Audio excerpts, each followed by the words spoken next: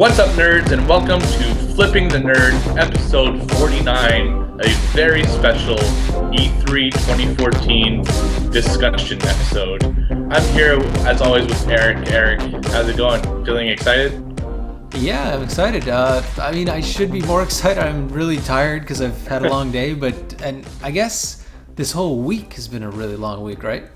Yeah, it's been absolutely crazy. I mean, it's just, there's so much coming at you. Just non-stop gaming news. It's overwhelming, and you really got to pick it apart, and you got to try to remember what you saw, and things mixed together. Suddenly, you're seeing Master Chief in Uncharted because you don't remember like what trailer it was in. It's crazy, but it's awesome. I mean, it was a great week for gamers, yeah. I think so. And I still have like so many videos that I put aside either because I wanted to watch them again or stuff that I didn't get to catch during the busiest days of E3. So. Right. There's still plenty left to be seen, even though it's kind of just trickling in now. It's like all the stuff that I put aside, and let alone all the other like channels I usually follow. It's like just insane.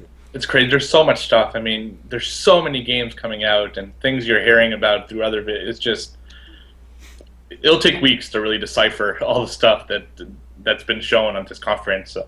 Yep. Yeah. Usually we start off with what are we playing. But as we learned last week, if we talk about what we're playing first, we're never going to end this episode because there's so much stuff to talk about regarding E3. So we're actually going to skip the segment. But next week, stay tuned because there's going to be some pretty awesome stuff. Because didn't you get into some betas that might interest? I did, yes. Both of them I got the emails today. So I'm in the Battlefield Hardline beta. Which I don't think was too hard to get into anyways. And same thing for the other one, which is the Destiny Alpha. I think the one I'm more excited about trying is the Destiny Alpha. Not necessarily because I think I'm going to like it more, but just because I'm more curious. Right. Everything I've seen so far has had me less and less interested the more I see. So the chance to get my hands on it and actually play it and see if there's actually something there is good, because then it'll give me an idea of whether or not I plan on buying this later or not. Absolutely, and I'm more excited for that as well, for you to play that, because as we're going to talk about when we get to it during the Sony conference, my interest in it kind of took a dive after this year's E3. Oh. So my camera's deciding to autofocus. I knew I was forgetting something. I was like super pooped before getting here, so it's like right. Look at that. Do you see that? Yeah, the camera's like autofocusing just willy-nilly for the fun of it. Right. Gonna fix that right now. Shout out to Raiders, who is already watching. What's up, man? He says, let's talk E3, and that we shall. It is all E3 today. Yep.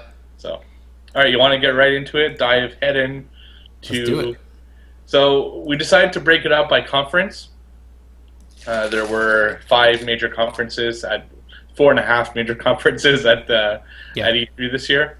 I decided to start with the third-party... I think 5 is fair. Nintendo had a good conference finally. They did.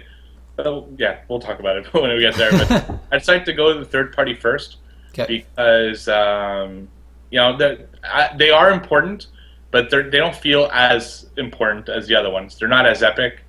They kind of show stuff that are shown at the other conferences, just in different light.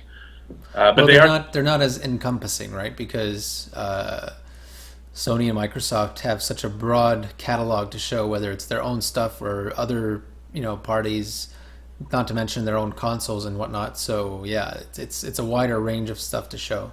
No, exactly. All right, so I decided to start with EA.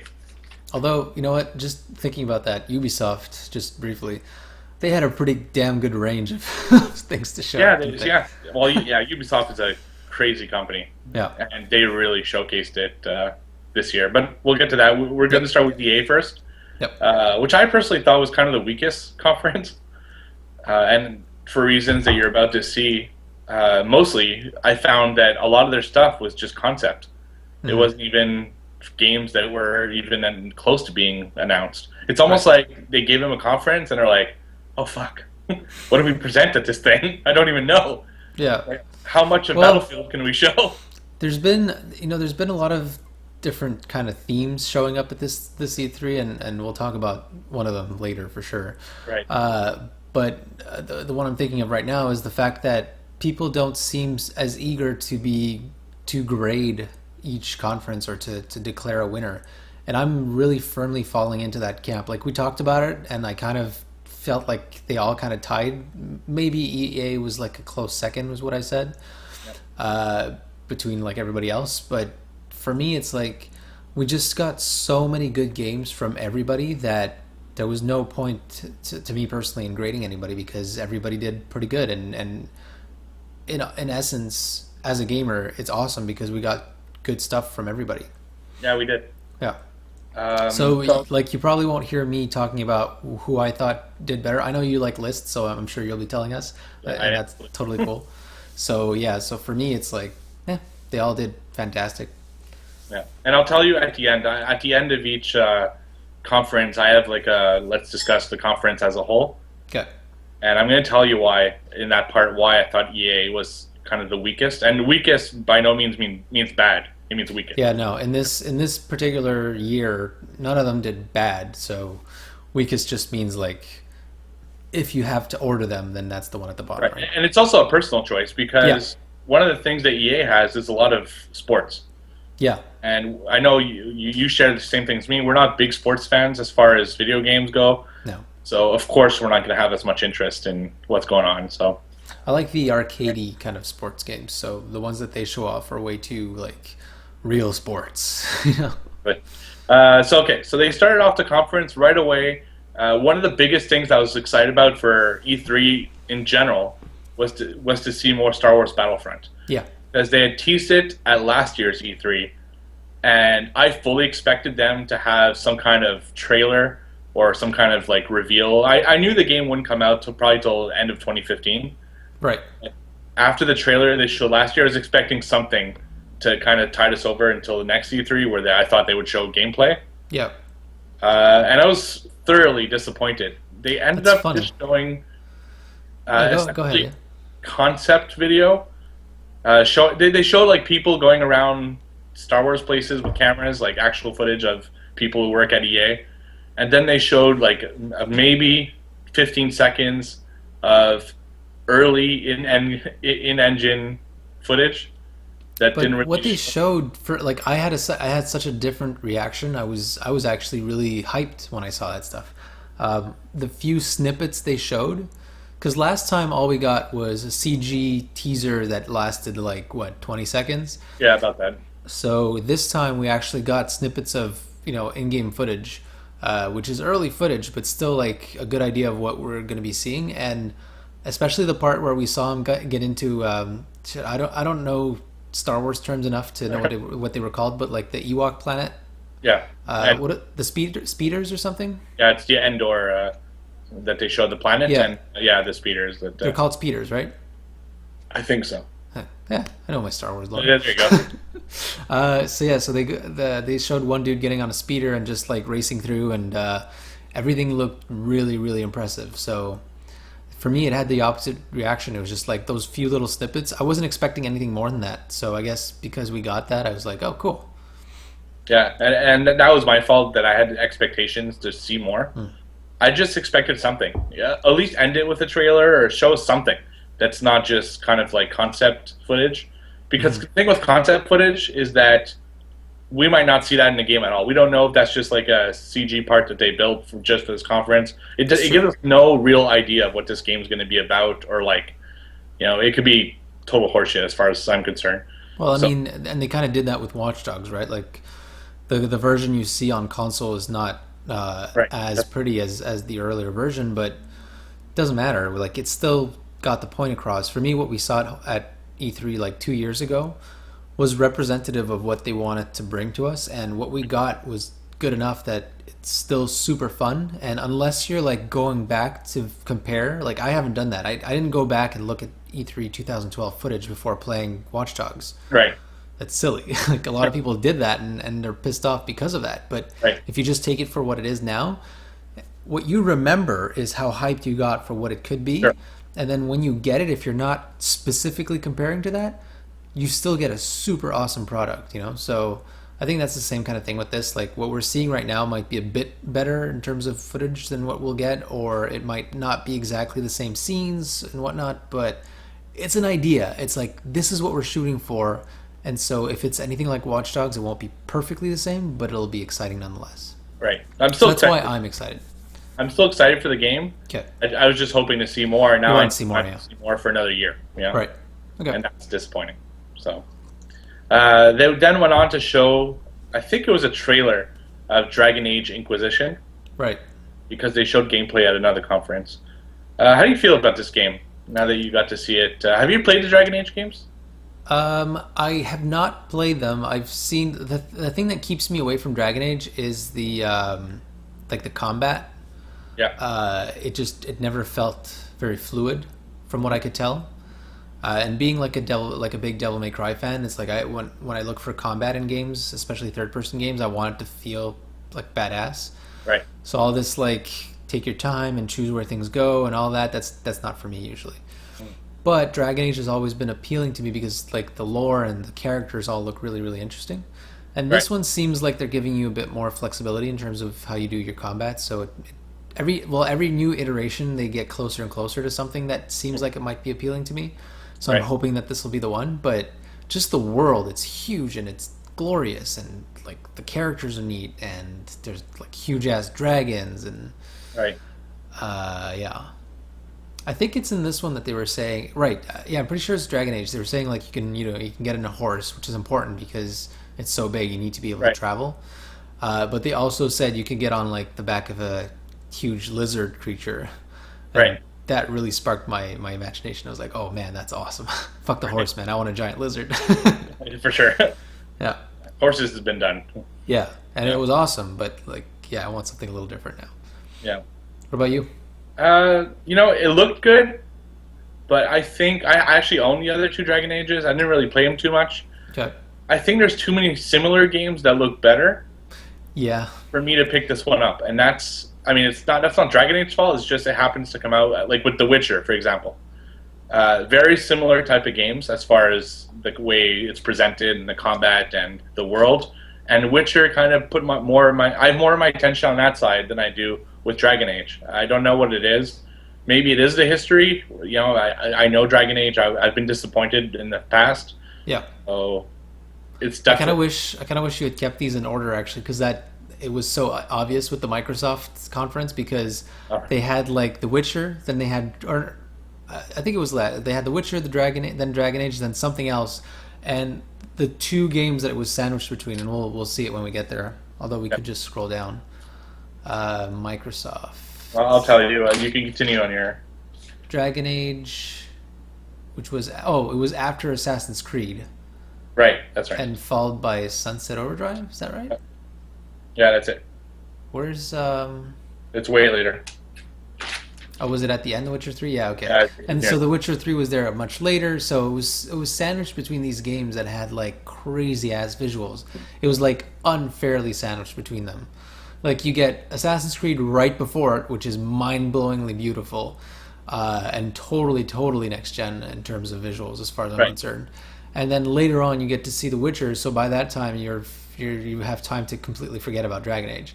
So that was unfortunate for it in terms of placement. But if you take it on its own, if you don't sandwich it between those two, and you just kind of take a look at the trailer, it's pretty cool. It is, but it's just that you're right. There are other games that are perhaps more exciting. So this for me is not like one of those must-haves. The Witcher is a must-have. Assassin's Creed clearly is a must-have, but Dragon Age is wait and see how the reviews are. Exactly. If they're good, pick it up when it's a little cheaper. No, it's not like I need it right now. If you're a Dragon Age fan, I'm sure that this is like very exciting for you, so it's like a must-have. But otherwise, no. Yeah. So that's how I feel the same way about Dragon Age. It's gonna wait and see till the reviews come out. Yeah. Which is unfortunate because it's probably the first one to come out of that list. So. Right. But then they went to BioWare, which we don't really have anything to show trailer.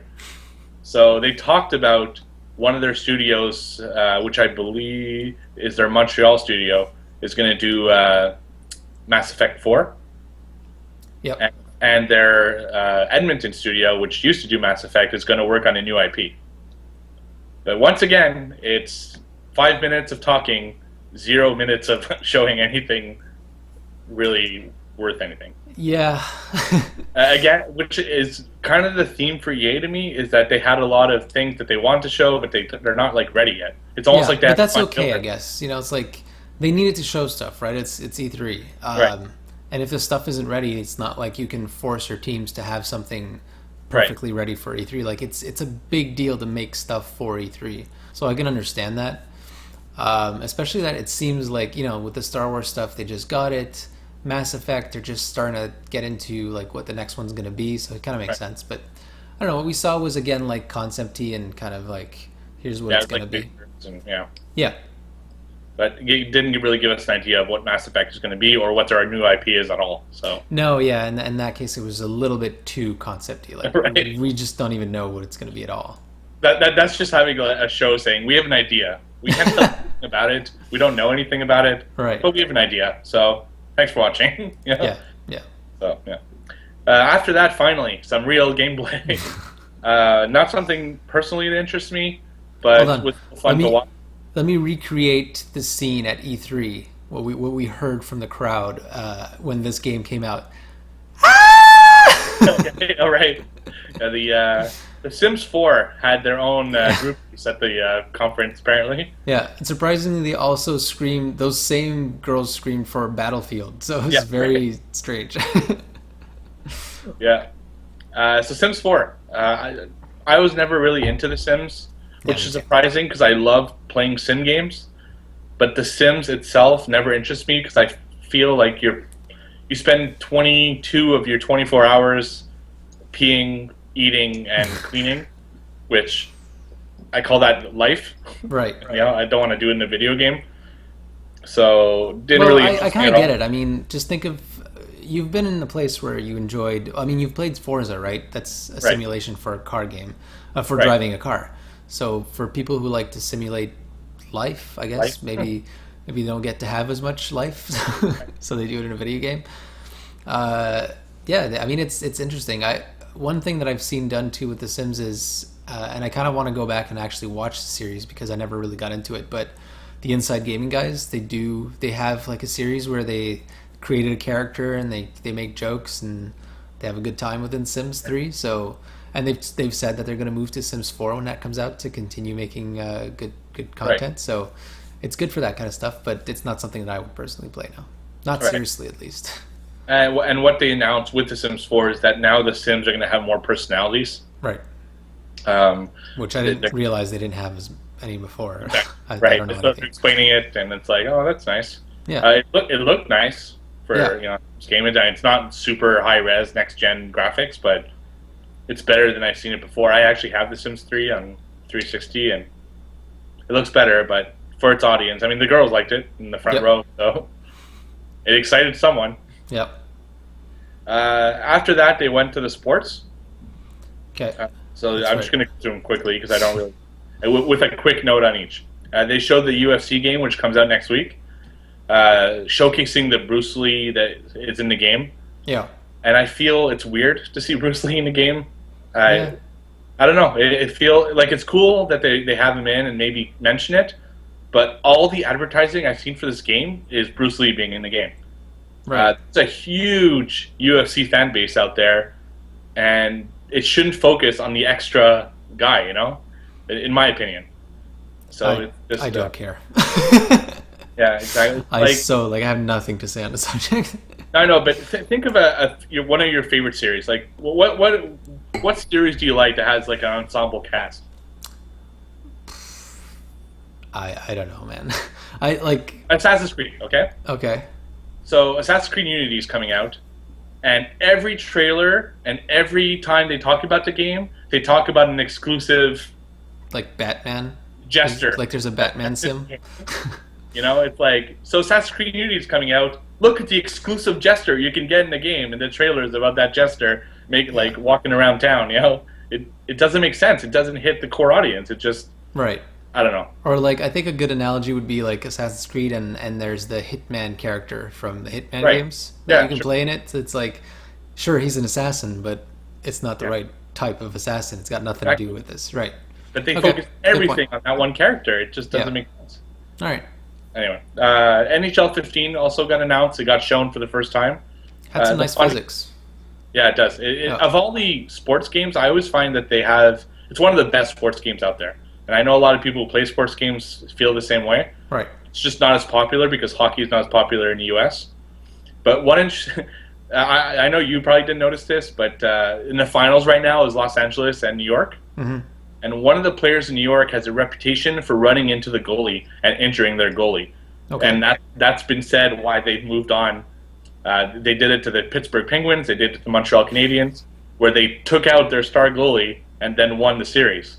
And, you know, the E3's in New York, in LA. That's fucking And brutal. in the trailer, they had that player running into LA goalie. Nice. Kind of like a, yeah. So it's funny. LA people were very appreciative of that. Right. But yeah, it looks good. And then they showed Madden and FIFA, which I wrote in here, but I really have nothing to say about it. I think the theme was like more realistic physics, more realistic interactions, and you could tell that there was a lot of that going on. So that's pretty cool for those games. Yeah, so very cool. The only one that really caught my eye of all the sports, I'm not going in the order there because I'm just going to go all the sports at once, Yep. is of all games, PGA Golf. Oh yeah, right. PGA Golf. I mean, it's to me is like the most boring thing you can play in the world. Yeah. I love arcade golf games, but simulation golf games bore me to death. Yeah, I agree. I can't even. I don't even want to look at the box because it's going to make me fall asleep. It's so true. Just the box, you're like, ugh. So PGA Golf comes on, and I'm like, ugh. Yeah. I start like tweeting, and I start playing with my phone, like all. And then I look up, and there's all these explosions happening. There's these giant ships crashing into the golf course. I'm like, what the fuck is this? And it turns out that PGA Golf has decided to mix and match realistic simulation golf with arcade golf. Right. So the game is going to have both. And I think that's a brilliant move because now not only do you have the arcade feel that you want or the simulation that you want, but you have real golfers. So, it's kind of I think it's a cool addition. And honestly, it made me think about looking more into the game, which I never would have any other way. So yeah, absolutely. Same thing here. It's like, I mean, I know I still won't buy it, but it did make me appreciate it and think to myself, like, I can see myself watching Let's Plays, I guess, of this. So, right. That's good for them, right? The more Let's Plays there are of a game, the more it might be interesting to a bigger crowd that might then buy the game. So, yeah. Sure. Yeah, so good job. I mean, yeah, definitely. Really unexpected. One of the biggest unexpected moments in the EA conference to me. Yep, totally. After that, they went to Criterion Games. Yeah. What did they show again? Do you remember? Yeah, so they showed like nothing. Fucking nothing again. Oh, right. Okay. They showed fucking concept footage of them playing different like sports. Yeah. Not announcing anything. No game. No. We're working on something. You know what's funny is that I think the big ace in the hole, the game they had the most to show of was the Battlefield game. Right. And it leaked. So right. It's like everything else they showed was concept. So that must have sucked for them. Yeah, so we got treated to another 5 minutes of them essentially trying out different sports. But wasn't it I mean, what they showed was kind of exciting because it was like really, really early footage of what the game even looked like in its current form, where you had like blue and red vehicles and like crash test dummy looking animations going through them and stuff. But just the concept, I mean, they have a pedigree, right? So we know where they're coming from. This is Criterion, who've made Burnout games, some of my favorite racing games of all time. And now they're working on something so insanely crazy and awesome. It's like, it's basically Burnout everything. Like you can go in helicopters, planes, jet skis, ATVs, bikes, probably cars, like everything. And they showed an animation of being in a helicopter and like bailing out of the helicopter straight onto like an ATV and being super seamless. What they did show does have me super excited to see what they're going to come up with, because I feel like Criterion kind of lost their edge with some of the latest of their games. Right. But they have the pedigree to make the good stuff. I just feel like they weren't as excited for the games they were making anymore.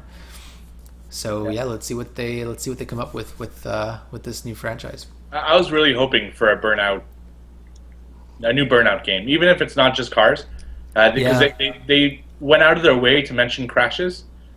So I was really hoping that they'd announce, okay, let's go back to our roots and do a crazy Burnout, but they didn't mention a title again. So I feel like Burnout itself is dead. Burnout is now part of Need for Speed, right? Basically, which is a shame because it was such a good series. But if they come up with new good stuff, I'm okay with it. What else was I going to compare it to? There's new car games that are coming out that we didn't see at E3 because they're from like smaller studios. But there's this game called New Car Game. It's actually called that, right? And there's another one too, but they're like they've got like super like intense damage like models, and like it just they look really really like intense, and they look really really next gen. So we've got good arcadey and realistic car stuff coming out, so it's okay if they're working on something else. Yeah, no, for sure. I just wish they gave us something, some title, some idea of what they're working on. Well, they don't have it yet, and I think it's better that way. It's better to just put out what they do have, not promise something that they don't know they can deliver. So I think it's way better that way. Yeah, I just feel maybe because it was the third time in the conference that they were showing footage of games that aren't nearly ready.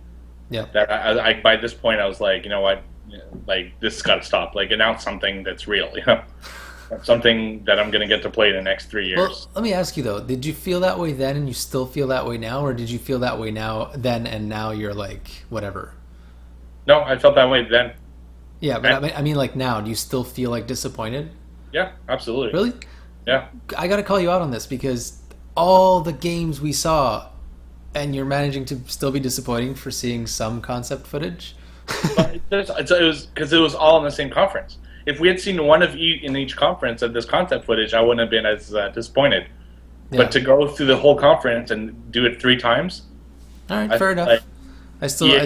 To me, it's like as a whole, there was so much that no matter what one conference could do, it didn't matter because there was just something everywhere. Oh, for sure. I mean, I'm not disappointed with E3. Right. I'm disappointed with this conference. Okay. Because I think EA could have done more. I think it's unfair to ask them to do more, but that's each of our opinions are a little bit different on this one. Right. They're supposed to be the big boys in the video game industry, so. Yeah. Anyway, moving on. Yep. This does not interest me in the slightest bit. I don't think it interests you either, but I'll ask you anyway. Dawngate, which is a MOBA. Completely forgot about it. I do recall talking to each other and being like, do we care about this? Nope. I just don't. MOBAs just really don't interest me at all. No. I don't even like watching them. Yeah. It's crazy. So good for you if you like MOBAs. Something called Dawngate coming out or is out. I don't even know. Yeah. I was half paying attention. Yeah, it's like it's called Dawngate. Yeah. Then another giant reveal that was not a reveal and concept art. Yeah. Well, we got some concept footage, right? I mean, like concept gameplay. Right. Concept that looked like real gameplay. It did. Yeah. But again, Mirror's Edge, presumably Mirror's Edge 2. Mirror's Edge 2, yeah. I was expecting like almost a reveal at this point, or at least. Man, you're being so unfair to them. That's all I got to say. You're being totally unfair to them. If you look at the whole list of stuff we talked about, how much of it was actually. Yeah, but wouldn't you be more pissed off that they showed you something and then had to change course and it was completely different later down the line? No, actually. Really? Yeah. Okay. I disagree. Yeah. It's like I'd rather let developers have their time. Like we're seeing a lot of delays right now, and I think that's because developers and especially publishers are realizing that the audience is mature enough to understand that if a game is being delayed, it's because it needs more time to to cook and to be better. And I think that's what this conference was about. EA was the perfect example of a company that had... Remember, this is not Microsoft. This isn't Sony. They don't have multiple publishers. They are the publisher. Yeah, but so they only have whatever they can show, right? What? Look at Ubisoft by comparison. Yeah, but Ubisoft has been working on different stuff. They have a lot of studios. I think they have more studios than EA, unless I'm mistaken. But I'm not sure about that. and either way, so it just happens that they have more stuff ready to show, whereas Right. EA doesn't. They've been cooking stuff. They just got Star Wars, so clearly a lot of their attention must have been put onto that, right? Right. And I mean, I know I'm getting off base here. We were talking about the games, but it's like, to me, it's just like, let them do it. Let them show us what they've got. If all they have is early concept footage, bring it on. And you know, otherwise, what's the alternative? Don't have a conference? They can't do that. They're EA, right? They have to have a conference. Right. So I guess it's kind of weird, because give them a few more months and they'd probably have a bunch of footage for us. But EA is at a specific time. They have deadlines, so they ask their developers, what do you have ready for us? Not much? Okay, let's draw up something concept-wise that can show people where we're going with this and hopefully get them excited, get our investors excited, all that kind of good stuff. Yeah, so I can't fault them on that. Yeah. I just feel they could have done this better. I know. Like way better. It's just again, Mirror's Edge didn't show much. A little bit of concept footage. Could have been gameplay. I don't know. There was gameplay, yeah. It wasn't. I don't think it was gameplay from the game. It was gameplay like showing us what the game will look like, Right. right? And what the moves will be like and that kind of stuff. So yeah, not much, but just titillating a little bit. Right. Just a Are you just a little titillated for titillating this? Huh? Are you titillated for Mirror's Edge? I am titillated for Mirror's Edge 2. See, I don't know. Mirror's Edge really didn't speak to me, the first one. So Well, yeah, me neither. I mean, I think more so because I got motion sickness from the game. Right. And a lot of times, like, you would jump and you would just be a millimeter off of where you were supposed to land, and it failed. So Right. it was frustrating. How come? Why weren't you into it? I'm wondering. that's just not my type. I like to shoot stuff.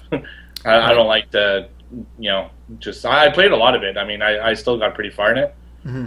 It just wasn't for me. The world is a little too clean. Like, there's I no kind of stuff- like it for that. It's a little different. It's a little sci-fi-ish without being too far into the future. But yeah, there was something about Mirror's Edge. I remember playing. I think it was the iOS game, where you were like a side scroller type of game. Okay. And I really liked it. I like the world of Mirror's Edge. I like the concept. I like parkour. So Right. put all those things together, but a little bit differently than they did in Mirror's Edge 1, and you might have me really excited. Like, in terms of atmosphere, in terms of what's going on, I'm excited. In terms of gameplay, I didn't like the first one because of what I mentioned before, but if they can make it that much more tight and precise and stuff, I'm in. Cool. Yep. I like the character. I like the main character a lot. Yeah. Well, It's cool. she doesn't really talk or anything, but No, but just her, like, her style and her look. right. Yeah, she has a cool look. She Yeah. kind of reminds me of Nell from Portal. Nell? You mean Shell? Shell. Who's Nell? You know There's Nelly? the Nell as well, but anyway, Shell. Yeah. Right, Shell. Yeah, kind of. Right, they're both characters that don't really speak, but you feel like they're powerful, like strong women, and they're like, there's something cool about them. Yeah. No, for sure. Okay. Finally, EA conference. Let's put this one to bed. They showed off something that had been leaked 2 weeks before, which Yeah. is unfortunate. But it got leaked from their own source, right? Like their own website leaked it by accident. Yeah. So, shit happens. What did you think of it? So it's Battlefield Hardline, Hardline, yeah. which is essentially cops and robbers version of Battlefield. Mhm. Same kind of engine, same kind of gameplay, but with the objective of stealing money or, stopping the people who are trying to steal it. Right. What did you think of this? Not. It's a little bit in the same boat as Dragon Age was. Mm-hmm. It didn't wow me to the point where I wanted the game, but it didn't throw me away to the point where I don't want to look at it anymore. Right. It's just I need to see more. Right. It was cool looking, but I don't know. Like, it just didn't appeal to me as I thought. I actually thought the idea would appeal to me more than what I saw in the execution. It kind of looked like a GTA heist. Yeah, in first person. It's Yeah, in first definitely person. comparable to Payday 2, was it? Right, yeah. Yeah. Which just got announced for PS4 and Xbox One, by the way. Oh, nice. Okay. Yeah, I mean, I've always kind of wanted to get into like a Battlefield or a Call of Duty, but Right. every time I try, it just fails. Like there's something not interesting enough about it. Right. And this one, I don't know, maybe because it's a different setting, there's objectives that are a little different. It's capturing my attention once again. Like every time something new comes out from them, I'm like, maybe this will be the one. Probably not, but I'll give it a shot. And thank God I'm in the beta because I can actually try it out this time. With Right. Battlefield 4, I was curious, but I didn't get to try it out before the PS4 came out. So it's like I just gave up on it. But this Right. one, at least I get to try it. Same thing with Destiny. So we'll see if there's an interest there, and I'll report back next week. That's really all I could say. Like it catches my attention. It looks interesting, and there's that whole evolution thing that's pretty cool, where like stuff just breaks down, and all of a sudden Right. you have a path where you didn't have one, or your path's blocked off, and yeah, It looked good for sure. I mean, yeah, it's it a looks visual great. was nice. Yeah, The online looked fun. It's just not. It didn't quite capture me to the point where I'm like, I have to have this game. no, No. It's a more to be seen, but I don't know. Again, there's other things that interest me more than this, yeah, and unfortunately, it's kind of getting lost in the shuffle of other games that are similar in concept. So, yeah. and then they they announced that Battlefield Hardline the beta was open to PS4 only, I think, Yes, because it's early access because coming right. to the other ones later. Yeah, and they were saying like it's available like right now. Right now, which I believe, according to you, crashed PSN. Yeah, pretty much. Like I couldn't get into. I couldn't even log on to PSN to try to get into it. Yeah. And I was hearing from people that like PSN was like you couldn't log into PSN no matter where you were. So yeah, kind of like announcing that you're giving away a demo or giving away a beta and that it's live like right now during your conference and so many gamers are watching. Yeah. It's a good way to like clog the system. It also messed up Origin Yeah. because I wanted to play the Simpsons Tapped Out game after Oh, right. and I couldn't because of fucking Battlefield. And what was to me one of the cheesiest moments in the entire like E3 conferences is when they had fireworks at the end of that announcement. Did they? Yeah, I don't even remember. Right. it was so tacky. Because no one's, it was like, okay, cool. It wasn't like a big, like, oh my god, we just won this world. It was just like, Yeah, no. good for them. Yeah, so, anyway, all in all, feelings on the EA conference. Yeah, so I agree. Like if I were forced to grade them, EA would be the final one. Mhm. But like I said, they're all kind of on the same playing field, and it's a margin. It's not like a mile. Right. Yeah. All right, let's move on to Same. Ubisoft. Well, I think I my piece throughout this whole thing. It just didn't interest me all that much. Right. A couple things, but nothing that I was like blown away by, and nothing that makes me want to watch that conference again. Oh God, I think it's making me yawn. Right. All right, moving on to Ubisoft. Yes, let's. Right away, they open with Far Cry 3, the opening minutes. Far of Cry the 4. Oh, 4, that's right. Far Cry 4 with the opening 5 minutes. Yeah, and which this is like the real first 4 minutes or 5 minutes of the game. That's right. So it basically, a little bit like Far Cry 3 had, introduces us to the main antagonist, kind of gives us an idea of what this world is like. It's basically, he's on a bus in, was it Himalayas? Yep. And the bus gets shot up, and he has a one-on-one with the main antagonist. And Does the monkey get killed? I think the monkey gets killed, eh? yeah, he does. Yeah. He gets killed while they shoot up the bus. Damn Or- it. He looked like a cheeky little monkey. Right. And, antagonists look really cool, Yeah. except that he's very similar to other antagonists I've seen before, including Voss from Far Cry 3. Yeah. So it's like, okay, well, I was kind of hoping for something a little different. I'm kind of surprised this is But- called Far Cry 4. I feel Yeah. like it's Far Cry 3 subtitle. Right. No, yeah, sure. But I guess because it's next gen, they're, Yeah. they want to separate it from Far Cry. Well, 3. kind of like it's so funny how they decide to do that. Something. It's all so truly about marketing. Like It is, yeah. especially with Ubisoft, The numbers don't actually mean anything for Ubisoft. It's just like if they feel like they need to put a number there, they'll put it. Like Assassin's Creed 4 didn't need the 4. It's Black Flag would have been fine. Between Assassin's Creed 3 and 4, it's the same bloodline. It's like it should have been Assassin's Creed Black Flag. Right. Assassin's Creed Unity looks like it should have a number in front of it, but it doesn't. It's like, what?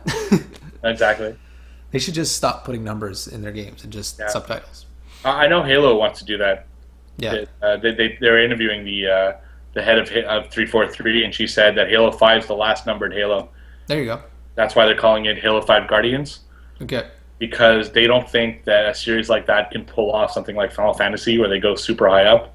Yeah, no, and even if they do, it's like, why are you still giving it numbers, Right. Take a page from Apple on this one and stop numbering your things. Like, it's just the new one, It's a new trend. People don't want to... Even movies are doing it, It's yeah, it's true. Now it's confusing. Because who gives a shit about the number? Like, do you see books being like... Harry Potter 2? No, it's Harry Potter whatever the fuck. That's right. That was the secret ninth book, Harry Potter. Harry Potter and the whatever the fuck. That's the book where Harry Potter comes back and they're like, you gotta see the world. And he's like, nope, don't give a shit. The end. I don't give a fuck. I love it. Okay, so Far Cry 4. Yeah. What did you think of the 5-minute intro teaser? So we didn't see the gameplay in this one.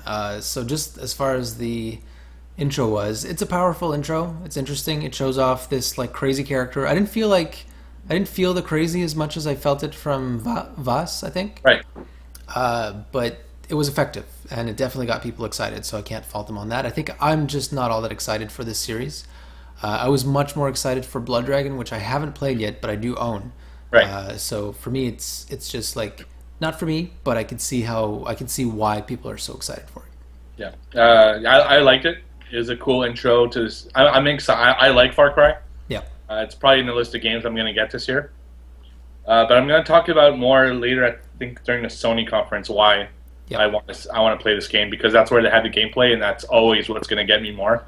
Yeah, they can have the with the exception of Assassin's Creed Revelation. Yeah, the trailer will rarely get me. Like, really going for a game. It's really the gameplay that usually gets me for a game. Yeah, I think it's like that for most of us, too. Yeah, so we'll get to it during the Sony conference. Yep. Then they announced Just Dance 2015, and then Just Dance, the phone app. Which are one and the same, right? Are they? Yeah. It wasn't really clear. I thought maybe there are two separate things. Like, they will have a Just Dance 2015, and they also have a mobile game that you can play a version of Just Dance 2015. I think it's essentially blurring all the lines in terms of that. Like, it's one and the same product. Like, okay, because you can, as we saw in what they showed, you can use the phone as your like motion device, right? Right. So your phone that you already have, if you have like a smartphone like Android or iOS, I'm assuming that acts as like your Wii remote or your PlayStation Move.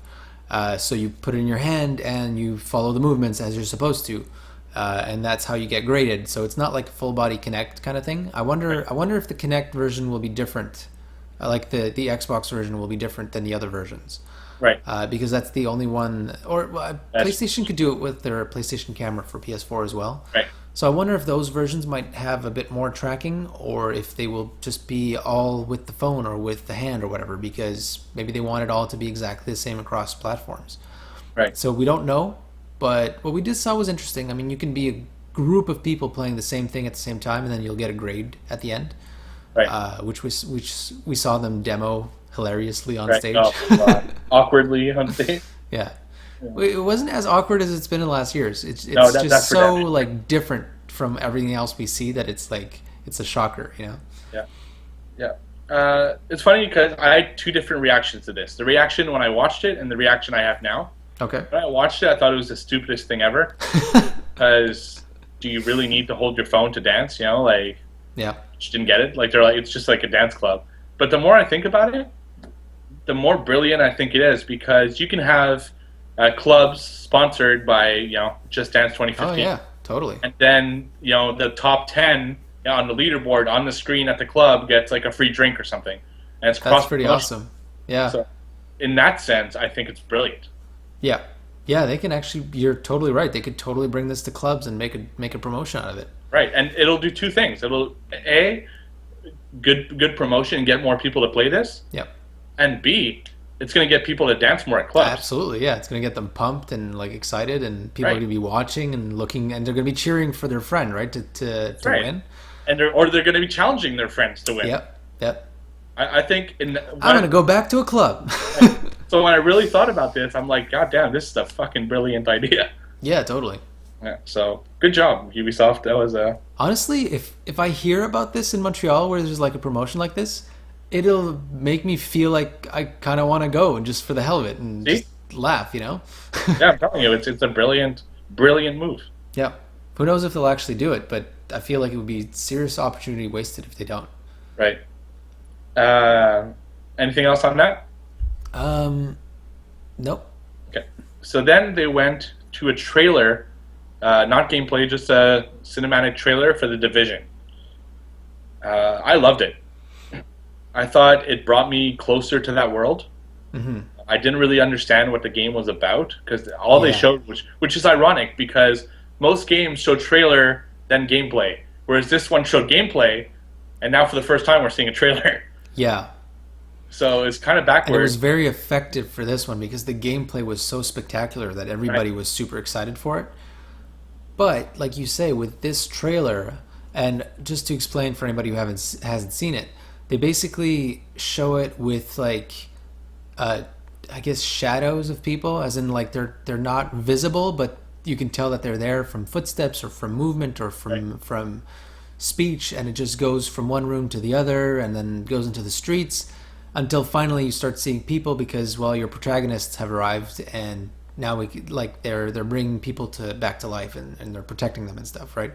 Yeah. So it showed you what the deal was with the story, and it suddenly made this game that looked so cool in terms of gameplay all that more potent because you knew what was going on now, and it was a cool story. Not to mention, we play so many post-apocalyptic games. Yeah. And we look at the decor is always the same, right? There's shit all over the place. It's all like, but you never really stop to think that had this been a real event, each one of these things are placed because of something happened. Yeah, and that's what the trailer showed you. Like, it's true. There's a broken car. There's a window that's broken next to it. There's garbage on the ground. It's post-apocalyptic, but someone had to crash that car. That window didn't break itself. Someone either broke it or went through it. Like in this case, that garbage isn't just like sitting there. It's because the system went down and garbage started to pile up. And or like somebody like bumped into a garbage can. And I really love like when they get into the alley, you see like one car comes in and like the trunk opens up and all the stuff gets emptied out of it.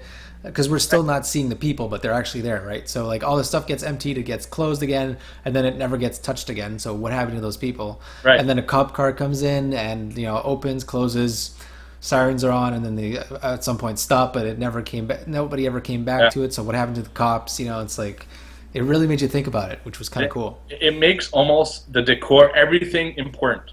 Yeah, and that's brilliant because we've seen so many of these. It really puts a new twist on it. Absolutely.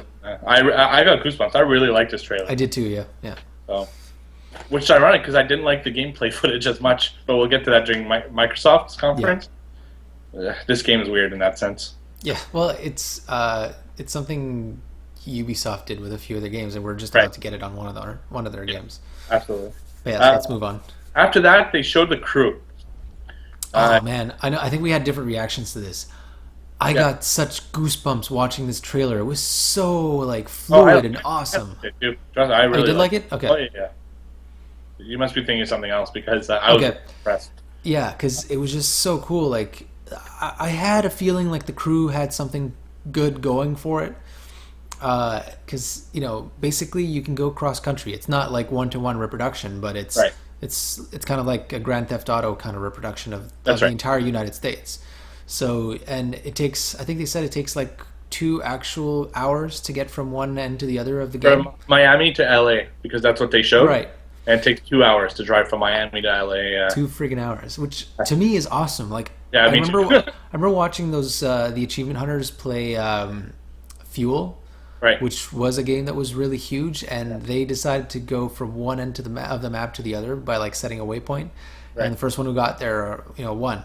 and it was like a 2-hour game let's play. Right. And it was just fun to watch. And I can imagine doing that with a friend and just like saying, hey, let's go for a drive across the country. And then for the next 2 hours, all you're doing is driving across, maybe crashing into stuff, maybe having a little fun along the way or whatnot. But like, that's just really, really cool. And you can fast travel, of course. But what they showed in this trailer was like stop motion basically, but it didn't look like stop motion because it was like accelerated. But it was like a fast forward through the entire game. And boy, are there a lot of locations. Like you went from the desert to like a snowy part to like grass and highways and, you know, cities. You show like Mount Rushmore and you see Grand Canyon and you see, and the cities even are really detailed.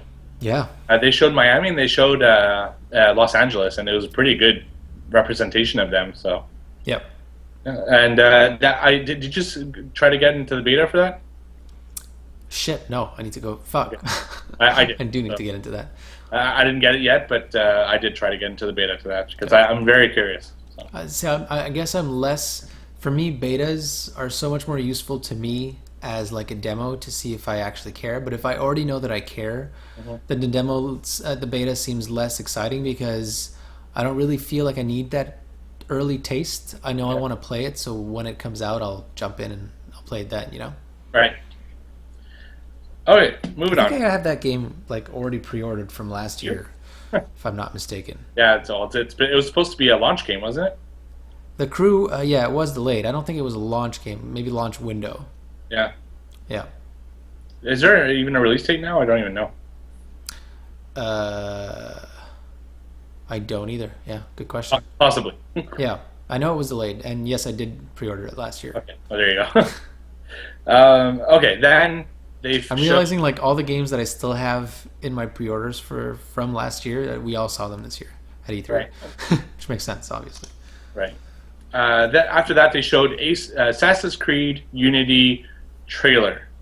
Yes. So every year, Assassin's Creed comes out with this one epic trailer that they usually show at the beginning of the game, like when you're in the loading screen at the beginning and you don't press start. Yeah. So they'll go into this trailer. I mean, all of them had it. Assassin's Creed, right down to the first Assassin's Creed, they had that. You know. And oftentimes it's kind of unrelated to the story. It's more like a concept trailer, which is kind of cool because then you can watch it without worrying about really spoiling anything in the game. No, exactly. And and I remember them all vividly. Ironically, it's one of those things that really stuck to me. Like the first one, the big thing was that Altair went praying with the other monks, like to disappear. Yeah, and the falcon or whatever swooping down, which was awesome. Yeah. Then you had you had young Ezio killing someone in Italy, like with a gun. That's the first time that you saw him with a gun. And then I think that's the only one I don't really remember. And then there's one where he goes to the dance party and that was a Brotherhood, I think, and then there's the one with all the red like what is it? Not bishops, but cardinals, and then he like walks through them. That's Assassin's Creed 2. That's Brotherhood, right? Yeah. Yeah, Brotherhood, because other assassins come into the picture. Yeah, that's right. And then of course, the amazing one for Revelation. Yeah, the amazing one for Revelation. You had Connor going through the war with George Washington. And then you had like leaping like past all the gunners. So awesome. And then Black Flag, it's the one where he finishes with the two women. Yeah. So cool. Oh, he finishes with one woman. Oh, one woman. You're right. He stabs the dude, takes his girl, and it's awesome. So it was that trailer that they showed for Assassin's Creed Unity. And I need to go back and watch this one. Like, what happened? I forget. Like, I was so mind blown by the gameplay that's what stuck with me. It's not. It was basically it's an execution by guillotine. Right. Yes. It's at the cathedral, and then the main protagonist is there, and then you see the other assassins come in. Oh, and right, and then they put the guy's head on a pike. No, that's the same one? Or is that the end of the gameplay demo? That was the gameplay demo. Right. Yeah. That was so cool, though. No, it was really cool. Yeah. So again, awesome trailer. But I was already sold Assassin's Creed way pretty much. So. The only thing we're still both a little bit bummed, I think me even more so, is that we didn't get to see Assassin's Creed Comet or whatever it's going to be called. Yeah. No, I know. My assumption now is that we'll see it at Gamescom. If we don't see it at Gamescom, that means it's not coming this year, clearly. Yeah.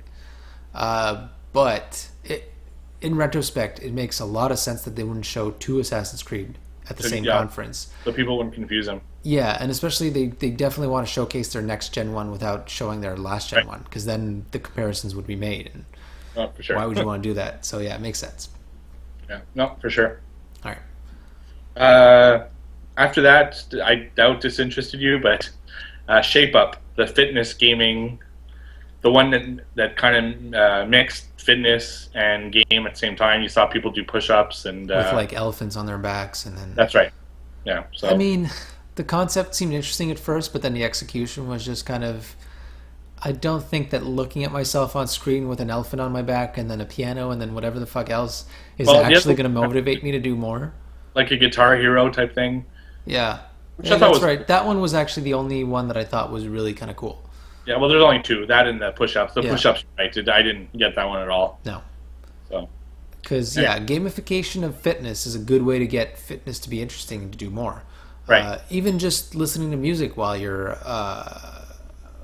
doing your jogging or whatever is already a good motivator. So add more and more kind of interaction, and of course that's definitely going to get you to do more. But yeah, so it was kind of mixed. I'm curious to see what else they have in terms of like mini games in there, but I think it's got potential. Yeah, no, for sure. And that's exclusive to the Xbox, I think. Is it? Yeah. They didn't really say that though. I feel like I saw it somewhere else. Yeah, it kind of has to. I don't know if they're doing games for the PlayStation camera yet. They could. Maybe it's like coming to Kinect and then eventually to the PlayStation camera. I don't see why it couldn't. Right. Yeah. After that, they showed Valiant Hearts: The Great War. Oh, that puppy! Which is kind of like this really stylized, sad 2D-ish kind of, Yeah, hand-drawn 2D-ish... World War I game, right? Right. Yeah. Which is like going from fucking jokey Shape Up to this was like, whoa. There was a lot of that too this year, like total disconnects between one game to the next. Right. But oh man, does this one grab me? It did. It really did. Yeah, that dog. I think the story we hear is from the perspective of the dog, right? Right. God, it's so like emotional, and I think some people were actually in tears, and I can see why. It really grabs you, and it's like it's an authentic story. And they said that they went and they actually used real World War I letters to inspire this game, and you can tell. Right. Well, it's a World War I centennial, right? It's the 100 years since World War I started. So wow, that's crazy. Yeah, seriously, it's crazy. You know, it looked good. Yep. And very, and this is a theme this year, indie games just blowing up at this E3, and this was definitely a good example of that. I think we're going to have to stop calling them indie games at some point. Well, yeah. Because a lot of them have teams that are a little bit bigger, they have a bit more budget, and they're creating stuff that's really, really professional. It used to be like that indie was meant more experimental, you know? This is not experimental in the least. It's very polished, and it's gorgeous. Yeah. Yeah. I definitely look forward to this one. Yep. And finally, they showed Rainbow Six Siege. Yes. Which was a huge surprise to people because Rainbow Six has been kind of off the grid for a long time. Yeah. And people were expecting Rainbow Six Patriots, which is something they announced 6 years ago. Right. Which we heard after it actually got canceled. Right. Which led the way for this game, which was basically a gameplay trailer. Yes. Of them playing one map in this game where you have a hostage and you have to essentially either take the hostage or take back the hostage. Mm-hmm. So, and it was pretty interesting. Like we'll talk about what bothered us about it, but what was interesting was the sheer destructibility of that house they were in, because they were going. It was basically one team had a hostage, the other one seemed to have to rescue that hostage, and I don't know if points came into play where like if they held the hostage longer than the other team or whatever. But another thing that was cool was when somebody died, you saw a ticker come up saying like, oh, now it's 4 against 2 or now it's 3 against 2 or whatever. They stay dead, cool. And it's realistic because they didn't show this so much, but people who played it said if you get shot like in the head, you're dead. Yeah. If you get shot twice, in the body, you're dead. It's like wow. It's no messing around. It's strategy. It's like a realistic kind of simulation. And it is cool to see exactly how many people are left. Yeah, And in this, I mean, obviously it was staged, but like there was Sure. like it was down like 1 against 1 at the end. Yeah, But exactly. you could easily see like once you get a 2-man advantage, I can see it rapidly declining, and suddenly you're the winner. You know. Right. Uh, yeah, it was really really cool, and they showed off towards the end where like they knew that the enemy was below them with the hostage, so Right. they decided to blow a hole in the ceiling below them, Right. like through the floor and the ceiling of the people below them, and it was just like, and they just murdered them that way, and it was pretty fucking cool. Yeah. Yeah. It really was. And I listened to a lot of podcasts of people at E3. Yep. This is the one of the ones that people talk about the most. Yeah, I've seen that. That's the most fun that they've played of all of E3. Mm-hmm. So Rainbow that's Six has a good reputation of making good games. right. I liked. I think it was. Was there just like a Rainbow Six, or was it? There was Rainbow Six Vegas. I mean, yeah. Well, that's yeah. I think there was just a Rainbow Six on the PlayStation 1 or 2. Oh, was it? Okay. Yeah. So I can't remember which one I played, but it was around. It was either the Vegas or the one before or after. If there was one, I don't know. What was the latest one? Was it Vegas? Vegas was yeah, it was Vegas. Okay, so it was the one right before that I played, and I remember I really liked it, and I wasn't big into shooters back then, so that was actually a surprise. So I guess this should be on my radar. Yeah, no, it got a lot more on my radar after hearing what people said about it. Yeah, because during the demo, we were both kind of off put by the incredibly weird chatter, and Ubisoft did this in two of their games. The other one was Division, and so the chatter was just so like fake. So and fake. because these were real people's chatter, but you could be forgiven for thinking that it was like AI talking during the game. It is, right. But this was real people supposedly talking to each other as if they were playing a match, and none of them were screaming at their mother or discussing strategy as normal people would, or that kind of stuff that you would normally hear in a multiplayer match. So it was so unreal, like it didn't feel right, that it distracted from the demo. It's too tactical, it felt so fake. Like it took me out of it. Yeah, totally. I was It constantly really just being distracted by the fact that I was listening to this weird kind of montage of audio. Right. Yeah. Just off. It definitely wasn't the way I played multiplayer.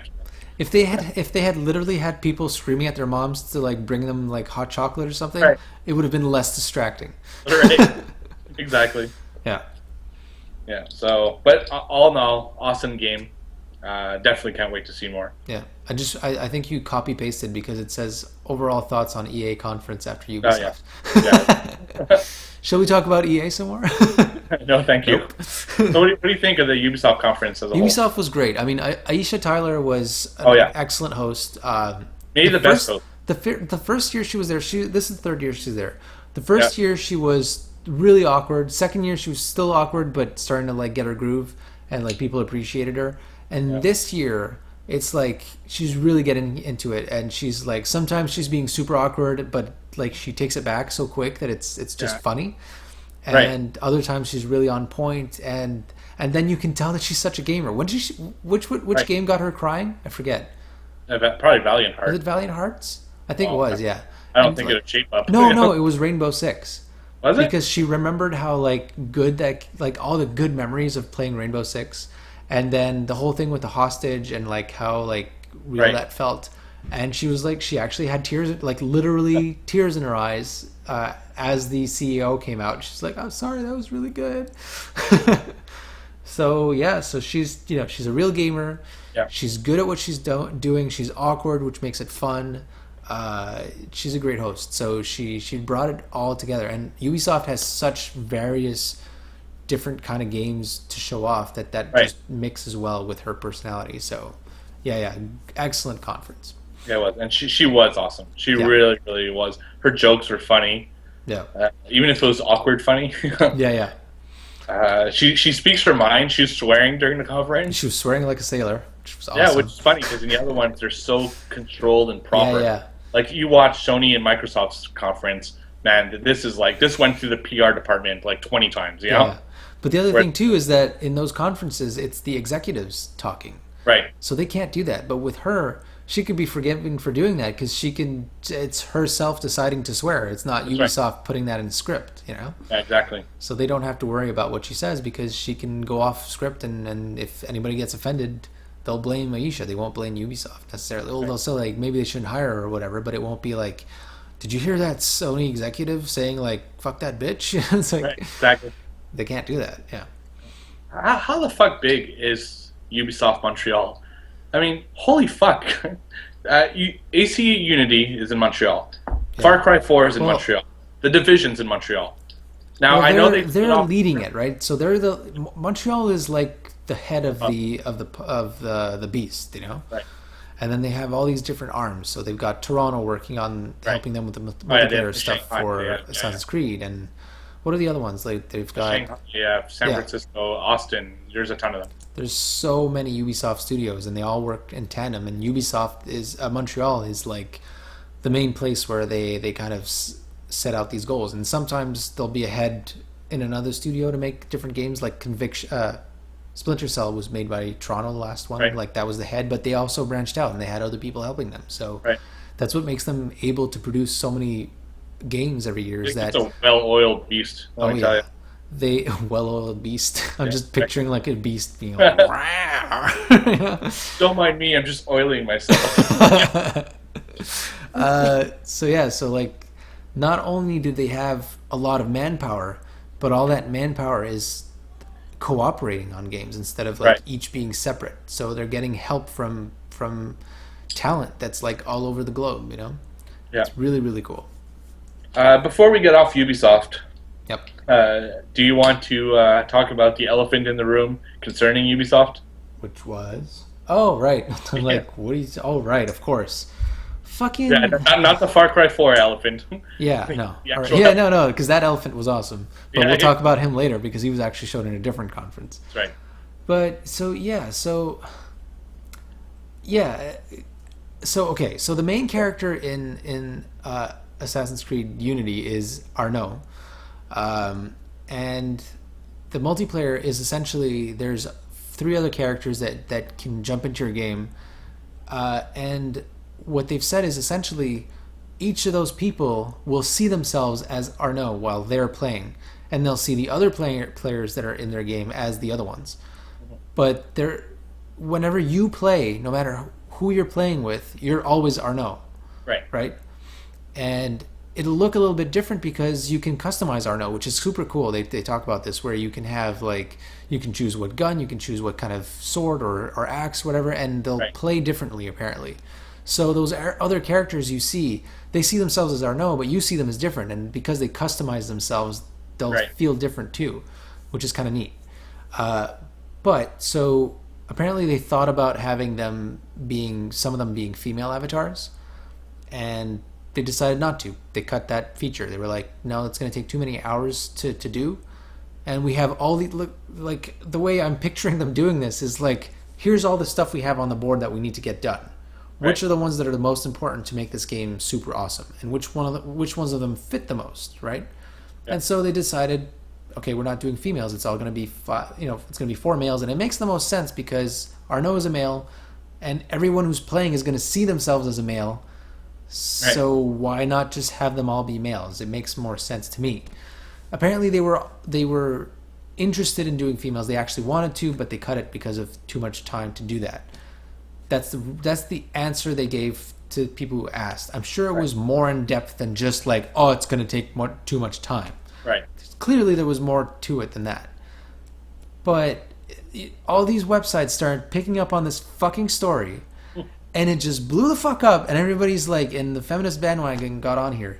And don't get me wrong, I'm all for equality. I really am. But feminism often goes too far. And in this case, it just like it piled on, and it, you know what the worst part is? It's not even feminists. It was the websites. It was like the clickbait. Like, hey, Ubisoft cut females because they're not worth the time. Go fuck yourselves. That's not what they said, and that's definitely, even if that's what they said by mistake, that's definitely not what Ubisoft was thinking. Look at the games they've done. They've had black main characters. They've had a Creole woman as a main character. They've had all sorts of... Yeah, a Native American. They've had all sorts of strong diverse characters, and they've had white characters too. This character is a Parisian. Okay, so he's white, so he's from Paris. Makes sense. Right. He's a white male, and the other characters are his buddies at the time. Makes sense that they're white males. So what? So Ubisoft has been pioneering in this sector, making all these diverse characters, and now that means they're no longer allowed to have white male strong lead characters. Right. What the fuck is this? So I was just getting upset, and this is a theme throughout E3 this year. Everybody's getting upset about fucking everything. There's Little Big Planet. People are upset about it being on both PS3 and PS4. There's what was the other one? I might remember it later, but there's stuff. What's that? Far Cry 4, the race of the villain. Yeah, and that was even pre E3. That was like the calm before the storm, like the warning signs. It's right, exactly. The stuff that was happening with that, and then they jumped on that too because you can play as a co-op character in Far Cry 3, and they thought about making a choice between a male and a female character, and they decided not to because, well, it would have needed a new voice actor, all this kind of stuff, whatever. And again, being the agenda being pushed forward that hey, everybody attack Ubisoft. This is going to make people click on our articles. Right. Fuck you. It was so and I was participating because, and I feel like I was part of the problem because I was participating and defending them vehemently and getting in on this and adding comments to the war, and it's I shouldn't have. I should have just never minded. But I feel so greatly about Ubisoft being such an amazing company, and the devs. Not just I'm not talking about the publisher. I'm talking about the devs here. Right. They have done so much, and even the publisher because they've allowed them to do all this stuff that's sometimes risky. Changing the formula is always risky, and yet they had all these strong, awesome characters in all these games. Mm-hmm. So don't fucking start attacking Ubisoft for not being enough whatever the fuck. Ubisoft are pioneers in this sector, so give them a fucking break. I feel like most of the people who were bitching about this were either not gamers or had never played a Ubisoft game, so they don't know what the fuck they're talking about, and you could tell. They're just oh, what do you know? So I don't know. What do you think about this whole thing? Yeah, it's ridiculous. I'm so tired of this shit. Yeah. It really reared its ugly head when Resident Evil 5 came out. Yeah. It was in Africa. The zombies were black. People took caved. That's the problem here with that particular. Yeah, they caved. Yeah, they caved. There was such a big backlash of them supposedly being racist because all the zombies in Africa were black. Right. Why would that be? I feel like it's more racist to not make them black. Right. Of course, there's a lot of black people in Africa. That's what it is. So now all of a sudden, there has to be white people in Africa. That's racist. So was the female hero. Yeah, exactly, and she was awesome. Black, yeah. So yeah, that was an example of that going too far, and then the developer caving. And I hope they don't cave because another example of this kind of media bullshit is Grand Theft Auto 4. Remember how people were so outraged at how violent it was and how it could bring violence into our kids' lives and all that kind of stuff. Right. Kind of same thing with all the other Grand Theft Autos before. Or Mass they never Effect caved, with right? The sex. Huh? Mass Effect with the sex. With the sex, right? It's always something. They always have to pick on something. This is just the media trying to bring up a story where there shouldn't be one. Right. And then, but the point I'm bringing with Grand Theft Auto is they did not cave. They sold a shit ton. And then Grand Theft Auto 5 came out, still not caving, still sticking to the guns and evolving their game as they wanted it to, not how they were being dictated to. Right. And it sold billions of fucking dollars worth of copies. Right. So, yeah, this is all I'm hoping right now. Ubisoft, stick to your fucking guns. Don't give in to this sensationalist bullshit. And bring us an awesome game. Don't delay some feature because you need to please the media. The media isn't buying your game. We are, and we're going to buy this game in droves, I guarantee you. Yeah, and guaranteed within the next 3 years we have a female antagonist. There will definitely be a protagonist from Assassin's Creed. I mean, they got really good feedback from Liberation. I think Liberation was them testing the waters to see if that would sell. Right. And, for a Vita game, it did incredibly well. Right. And then they put it out in HD, and I'm sure it did pretty good there too. So if they put out a female character as a main assassin in an Assassin's Creed game, to me, the fans of Assassin's Creed are the kind of people who are either educated or get educated by Assassin's Creed game, because there's so much like interesting history in there that they won't even bat an eye. They'll just be like, "Wow, that's cool. She looks cool," you know. As long as it works within the world. Exactly. You know. And it could have here, I'm sure, but that's not the character they were going with. Exactly. That's not the story they wanted to tell. So. Yeah. I feel like if they go to Japan, that would be a good time to have a female character. Like they already had like this. Was she Chinese or Japanese? I can't remember, but she was a character that showed up in like the Revelations epilogue, that kind of mini. Yeah. She was like. I think she was Chinese or Japanese, but I think Japanese. She was like a samurai or something, right? Or a ninja or whatever. But she was really cool. She looked like an interesting story that we would love to see developed. So right. It's gonna happen. And I want to close this out with my favorite comment and my favorite retort to this fucking stupid story. Somebody put this. I think I read it on the Polygon forums, or maybe it was in Kotaku, whatever, on one of these dumb stories. He says, "So why can't I play as a male character as Mirror's Edge 2? What's up with that?" Do you see anybody fucking complaining about that? No, because she's a cool, main, strong character. That's what matters. We want strong, interesting stories. What we want in games now, we want diversity, sure. We want people to be represented so that there's, they feel like they're being included in all the games where it makes sense. Right. Not displaced, because then you're just making shit up and it's stupid. But that's happening already. We're seeing it a lot, and Ubisoft is a pioneer in that. So just keep doing what you're doing, Ubi. You're doing great. That's all I gotta say. Exactly. Awesome. Okay, let's move on. Yeah. Sorry. Nintendo. I know that was probably a little bit long, but I had to get it off my chest. That's right. Nintendo. Not at E3 per se, but had a Nintendo Direct the day after the other conferences. I think this one was kind of effective too, right? That's what? I figured like this was the first Nintendo Direct that didn't feel so disjointed. Right. Yeah, they're getting back to what I think people care about. Yeah. So. Started off a little weird.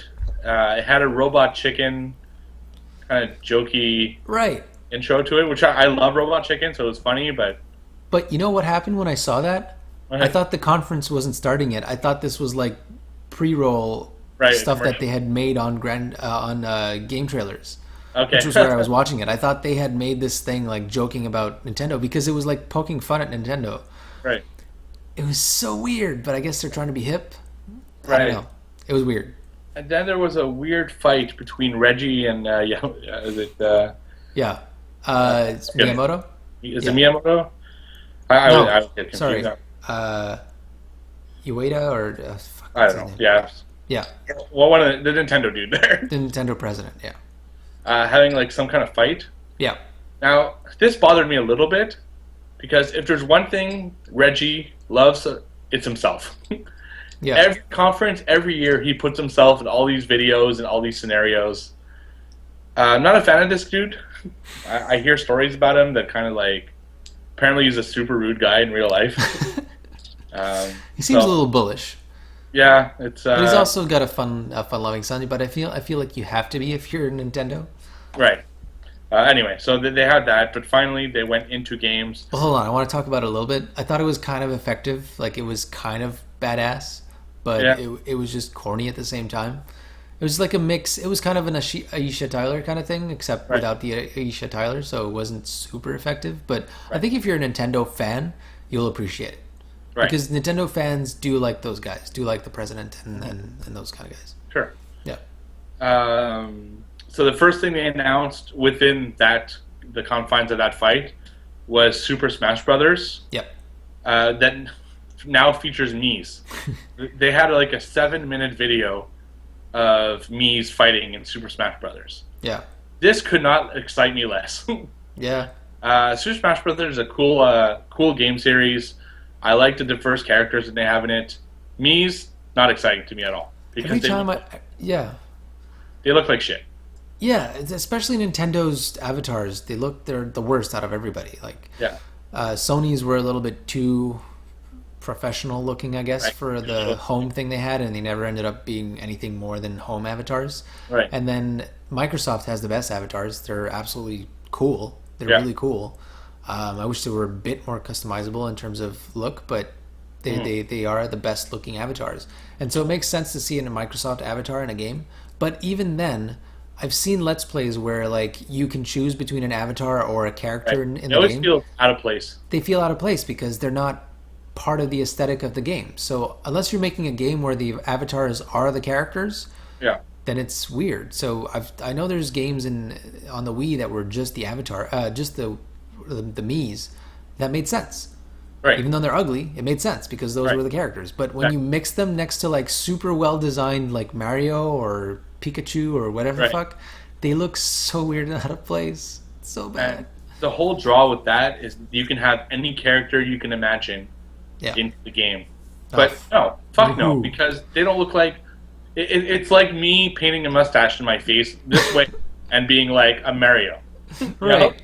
No, that's not how it works. I'm not fucking Mario. I don't look like Mario. No. Me putting on a mustache does not make me Mario.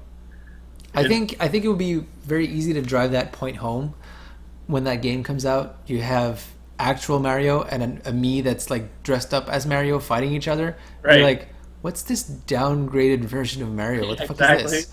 Is there a glitch? Like, right. Yeah, no, that was just awful. So, God, what a waste of time. And from there, I'm like, oh my God, this conference is going to be painful. But yet, people were excited about this. Yeah. I don't get it. I don't get it, personally. Then they moved on to Amiibo toys. Yes. We talked about this a little bit before. It's kind of like their version of Disney Infinity or... Skylanders, where they have Nintendo figurines. But what's interesting is that it's not only for one game. Yeah. You can use those characters in multiple games once you have the figurine. Which they announced was so far Super Smash Bros. Yeah. Mario Kart 8. And there was another one, but I didn't. Mario Party 10. And Mario Party 10, that's right. These are in your notes, dude. Is it? Yeah. Oh yeah, that's right. I'm reading off my notes because I have actual notes on the other. Right. I'm following on what you put up here. I didn't take notes to C3. I was just too like I was too immersed in everything.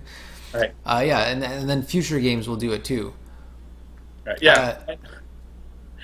I have to mention this. I think it's a great idea that they have toys for Nintendo characters because Nintendo has a wide range of characters. Yeah. They showed off, I think, 7 of them, mm-hmm. and one of them is the fucking chick from Wii Fit. Yeah, well, because she's in Smash Bros, right? Why the fuck do you want a character of the avatar for Wii Fit? Right, yeah, I can see what you mean. Like, why would you want it? I've ever seen in my life. Why? Well, I think she's about to become more popular as a Nintendo mascot because of the fact that she's in Smash Bros. She's so it's not even like a character. It's just like an empty avatar with hair and a shirt. It's like an empty shell of a person. It is. It's just like this white, essentially character that they put women's hair on, booty shorts, and a t-shirt. That's all it is. Yeah, a tank top. Excuse me. On a tank top. I'm sorry. Excuse me for not being. I don't know why I know that, but. Do you see some kid being like, "Mom, what do you want what do I want for Christmas? I want the Wii Fit girl for my Nintendo." No, you know what? I want Mario. I want Bowser. I want Koopa. I don't know. I kind of maybe see that happening. Like, do you think about like a kid who was out of shape or something and who had a Wii, and this character was the one who got that person to get in shape, and all of a sudden, they remember that character fondly. Just like any character that we remember fondly, maybe to them that was like a special character. Right. And now they're a bit older and they're playing, different kind of Nintendo games and they're playing Smash Bros. And they're more like hardcore gamers. I can see there being a smaller but actual market for that. I can see where you're coming from, where you don't get it, and I don't get it, but I don't want to knock it down too much because I can see that character meaning something to some people. The funny thing though is that I feel like it probably means more to older people than younger ones. So why would they want to buy a toy? But then, how many toys do you have? Toys? I don't have any toys. Right. I have action figures. Right. I don't think you can call it an action figure if it doesn't have any moving parts. No, but it's action because I put it on my little thing and it moves around. It's actually more action figure than the other ones. Uh-huh. Anyways, but Right. yeah, so Cool there's all idea. these different little characters, and we've spoken about this, how like Pokemon is going to be such a rich, spot for them to make these toys. Yeah, Yeah. that's a good idea, and it's cool that it's multiple games, not just one game. Yeah, that's definitely good because that way they don't, you can sell this more to parents, being like, hey, this is a cool character. Yes, it's going to cost you real money to buy a real version of Mario, but you'll be able to use them in all these different games. Right. Yeah. Okay, moving on. Yes. Then they showed a gameplay demo of Yoshi Woolly World, Which was adorable. is kind of a Yoshi yarn game. Yeah, which was because they had Kirby's Epic Yarn. That's right, which looked pretty cool. It was Yeah. unique. We'd never seen something like that before. So Well, I mean, we've seen it with Kirby. no, I know Kirby was the first one. Yeah, so Kirby was really unique, and it was really adorable. There was really something special about that aesthetic. Right. I feel like it was a little bit less special with this one for some reason. Yeah, it's almost, and you'll see this in a few of the games coming up. Mm-hmm. They have like a set number of characters that are like strictly Nintendo, and every time they have an idea for a new game, it's like, okay, what Nintendo character can we put as the star of this game? Right. And you'll see that next with Captain Toad Treasure Tracker. Right. Seriously. So it's almost like, regardless of what the original idea they have, it's like, okay, we have to put a Nintendo character as the star of this. Yeah. So it's almost like they spin the wheel. Okay, we have a game that we want to play games. Wario. It's going to be called WarioWare. Yeah. Yeah. Or we have a Haunted Mansion game we want to do. Oh, Luigi. We haven't used him in a while. It's called Luigi's Mansion. Yeah. Yeah. It's just... Well, they're pandering to like our sense of nostalgia, and it works. So you can't really fault them for continuing to do it. It's getting old to me, and that's what my problem with Nintendo is. But they have been getting better, I find, at bringing a bit new characters into the fold. Yeah. And we'll talk about that a little bit later with one of the next games. But Right. yeah, I mean, just specifically Yoshi-wise, the trailer was kind of effective, but it was also a little bit boring. They were talking about, they had like yarn behind them, and they were explaining how like Right. instead of this being 2D yarn game, it was like a 3D yarn game, and what that meant. Okay. It looked all right. It looked like a fun little game. I don't think there's much more to say about it than that. Nope. It's Yoshi. Everybody loves Yoshi. Exactly. Yeah. After that, they had Captain Toad Treasure Tracker. Same type of thing. Looked like a funnish game. At first I laughed. I was like, who the fuck cares about Toad? But then I Toad. saw it, and it looked like it could be fun. Yeah. But No, it's Toad. so- Toad is like, everybody laughs at Toad. Exactly. He talks like this. Hey, Mario! Like, oh, Yeah. God, shut the fuck up. He should have never had a voice. No, he shouldn't have. A lot of Nintendo characters should never have had a voice. Yeah, exactly. They had it right with Pokemon. Right. Exactly. Yeah, right. So another game. If you like that kind of thing, check it out. But It's kind of like 3D Mario platformer, except the star is Toad. Toad. Right. That's all you got to know, right? Yeah, exactly. After that, they showed off a new Zelda game. Yeah, this was definitely their coolest showed off thing, I think. But I felt the reveal could have been bigger. I mean, it's a new fucking Zelda. God That's damn it, man. Do you always want more from these people? And I have especially a big issue with that with Sony later. Okay. For one of their games there. I felt like Zelda is such a big franchise for Nintendo, and usually a system seller for Nintendo, that all they did is like right away they put Zelda in, and then the guy who made Zelda went into like this 5-minute explanation of what open world is. Yeah, that was funny. It's like for some reason he didn't realize that we've all been playing open world games since Grand Theft Auto 3. He really was explaining to us what an open world game was. Right. What the fuck? Where has he been? That's what he used to explain to us, like Zelda is this big revolutionary game. It's open world. It was weird. That wasn't revolutionary. That was just like, hey, look at this. Open world Zelda. We get it. That's cool. Don't explain to us what that means. But it was cool. It Yeah. looked good. Now, we're not sure if the character is actually a Link. No. It's he or remember, she. at first you kind of assumed it was, but for me it was like, was that a girl? Like, Yeah, we don't know. no, because like she or he shed the usual green clothing Right. to reveal whatever that Like a character was bluish- wearing. It was like a bluish tunique. Right. Tunic, whatever. Tunic, yeah. Tunic. And it was just kind of it looks like a really cool character. That's the first thing that came to my mind. And the second thing was like that.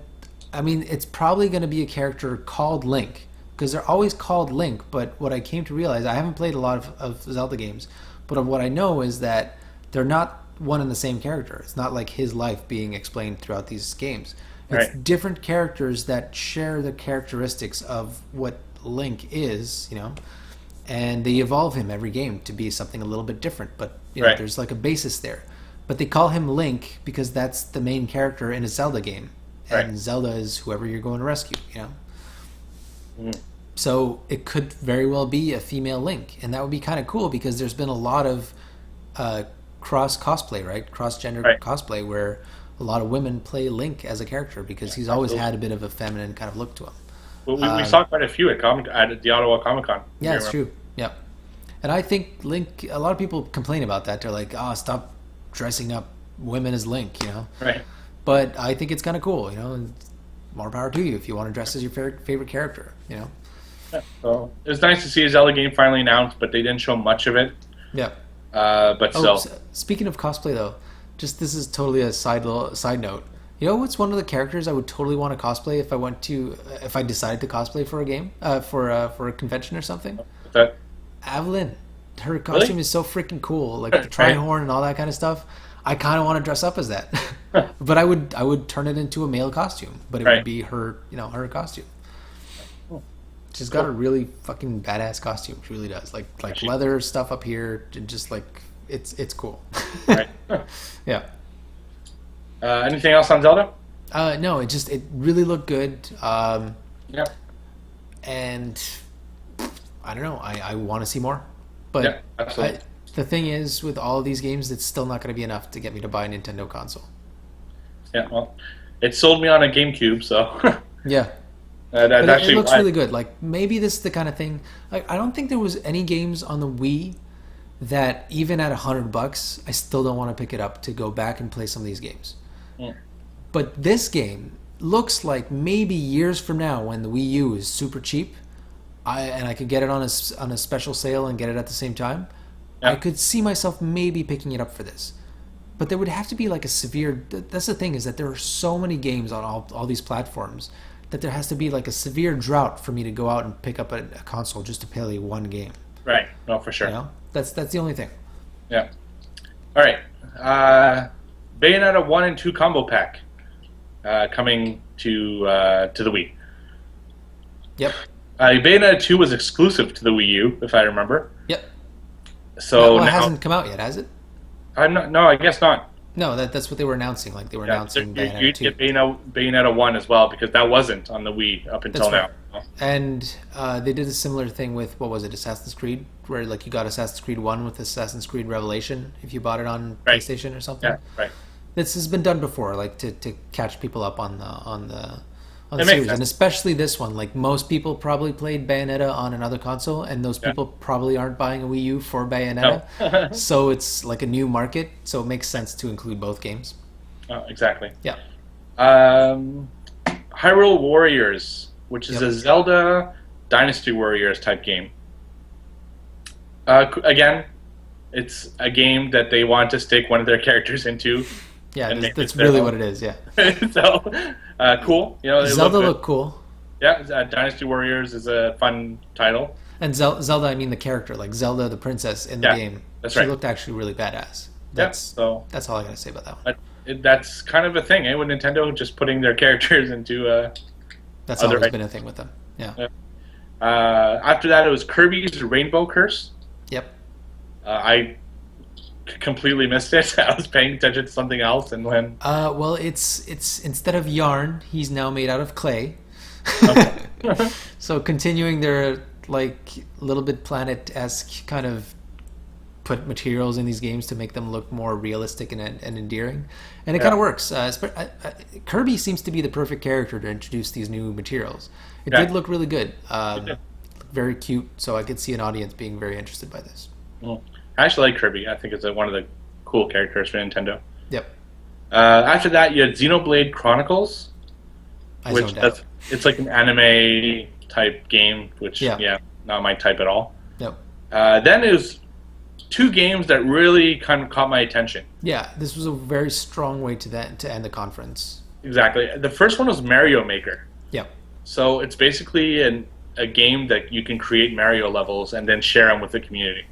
Yeah. That's And we awesome. all thought, like, we saw a bit of a leak of this a little Yeah. bit before the conference, and we saw that it was going to be like Mario, like the original Mario style, Right. like what was it, 8-bit style or whatever. Yeah. So, which was really cool. Like, it's kind of Yeah. fun to play those games, but then at some point you've played all the levels, right? So it's kind of fun to be able to go in, and this has been a theme that's been around for a while, where you can play, create, and share. You know, Right. that started with Little Big Planet, and has evolved to a lot of other games. And yeah, Mario is a big franchise that you'd want to be able to do that. And then they showed it off where you could flip a switch or something, and all of a sudden you were playing in one of the Like newer Super Mario Mario. World. Yeah. Yeah. So it's the same level except with newer graphics, so you can choose which one to play it in, Right. which is very, very cool. It's really cool. Yeah, I'm afraid it'll get old fast because it's basically just making Mario levels. Right. You know, whereas you can make Mario levels in Little Big Planet, and then you can make everything else. That's right. Exactly. So if you're a creative type of person, I could see people getting into this and being like, "Oh, this is fun," and then getting pretty bored pretty fast. No, exactly. Because when you have Little Big Planet on PlayStation and you have Project Spark on Xbox, Yeah. and you're kind of pigeonholed into just one thing as opposed to the other two can do anything. Yeah. So it's fun, it's cool, it's Mario as usual, but that's it. So it was strong. It was a good thing. I think this is a very interesting thing. It's just not enough. Yeah. The next thing, however, Yeah. Splatoon, Splatoon. which is basically like these squids that shoot ink. Well, hold on. They're kind of like people at first, right? Are they? Yeah. So they're Oh no, you have the choice of two. You could either be a person or a squid, and you switch between the two with different powers That's and right. different penalties as well. So as like a little person character, you have this paint gun, which you're shooting paint, or they call it ink, but you're shooting Right. like paint or ink or whatever all over the level. And your team has one color, the other team has another color. And when you shoot this ink places, you can then turn into a squid and go a lot faster through the level through your own ink, right? Mhm. No. And so, yeah, so it was really kind of cool because you can, this like opens up different kind of multiplayer ideas, right? Mhm. What did you think of this? It looked like a really fun game, Yeah. really fun multiplayer game. Now, would I buy it? If it I was, had a Nintendo console, I would buy this. I wouldn't buy it full price though. No, me neither. It seems to be one game mode. Are Nintendo games ever full price? Yeah, Nintendo games are always full price. $60? Oh yeah, it's true. Yeah. Yeah, and they never fucking go down. Hmm. Like Mario is still $60. You know that? Really? Wow. Yeah, it's ridiculous. So yeah, maybe not full price. As soon as there's a sale, like I could pick it up. But I want to congratulate them on making something very different. You know? Yeah, exactly. Different, something This fun. is a new IP from like a brand new IP from Nintendo, which is to be celebrated. And a multiplayer IP, which is something Yeah. they don't do a lot because they have like the shittiest fucking Wi-Fi server ever. Yeah. Their service is awful. I Yeah. tried playing on the Wii. It was impossible. Forget it. I gave up right away. I heard it's a little bit better on Wii U, but it's not like it's nowhere near what we have on current gen consoles. That's right. So, but still, I was very impressed by this demo. Yeah, So, and there was like awesome little tactics that they thought of that they showed off. For example, like you could see the paint being shot from around a corner, so you know that dude's there. Yeah. You can see like the markings of the paint on the floor, so like you know that they're using that to get from one end to the other, so you can shoot your paint over it to block them. Because what was cool too is that if you're in your own paint and as you're a squid, you can go super fast. right. But if you're in somebody else's paint, the other team's paint, you're all of a sudden you cannot be a squid and you're walking super slowly, and the animation was really cool. Like you Yeah. could feel the heaviness of trying to walk through what was essentially mud now to you, you know. Mm-hmm. So yeah, this was a very cool game and an excellent way to finish the conference because it showed Nintendo doing something new, which Exactly, is what people complain about all the time with Nintendo. Yeah, exactly. So, no, and overall, what do you think of the Nintendo conference? It was a strong showing. There was ups and downs. There was a lot of stuff for everybody, I think. Well, not for everybody, but for most people who are interested in Nintendo. So yeah, very good conference. It surprised me. That was Yeah, the key word. exactly. I didn't expect much from them. It started off a little rough, Yep. but it ended awesomely. It ended So, very strong. Yeah. yeah. So good for them. I think. Do you think they'll come back to E3 next year? In person, Yeah. I think they're settling into this mode Nintendo of presentation, and it works for them. They get to pre-record it. There's no chance that something won't work. There's no chance that people will boo or Right. cheer. It's just like, here you go. This is what we have to show you, and it totally works for them. So that's fine. Right. Yep. Awesome. All right. The big two. The big ones. We got just two questions. I'll answer the first. You can answer the second because I think it's directed to you. Yep. Who won E3? Well, I think we all know who won Well, E3. hold on. I saw these, but we might as well answer this at the end, right? Well, I can answer that one right now because it's an easy answer. Well, okay. What's your answer? Gamers. Yeah, that's what I was going to say too. Gamers won E3. Gamers won E3. It doesn't matter what system you have. Yeah. You have an awesome couple years ahead of you. Yeah, like last year we had a clear winner because the stakes were high. Sony did such a good job, and Microsoft did unfortunately not an excellent job of showing off what they wanted to show off. So it's like everybody clearly declared Sony a winner. This year it felt less about competition and more about giving us all awesome stuff to play, which Right. is what I was talking about earlier. So yeah, gamers win. Exactly. And then, yes, you did get into the Hardline and Destiny beta. So. Yeah, which I spoke about earlier, so I'll definitely be playing some of that, and if it's interesting enough, maybe I'll stream it. I'm not sure yet. Yeah. All right, Microsoft. Opens, not surprisingly, with Call of Duty Advanced Warfare.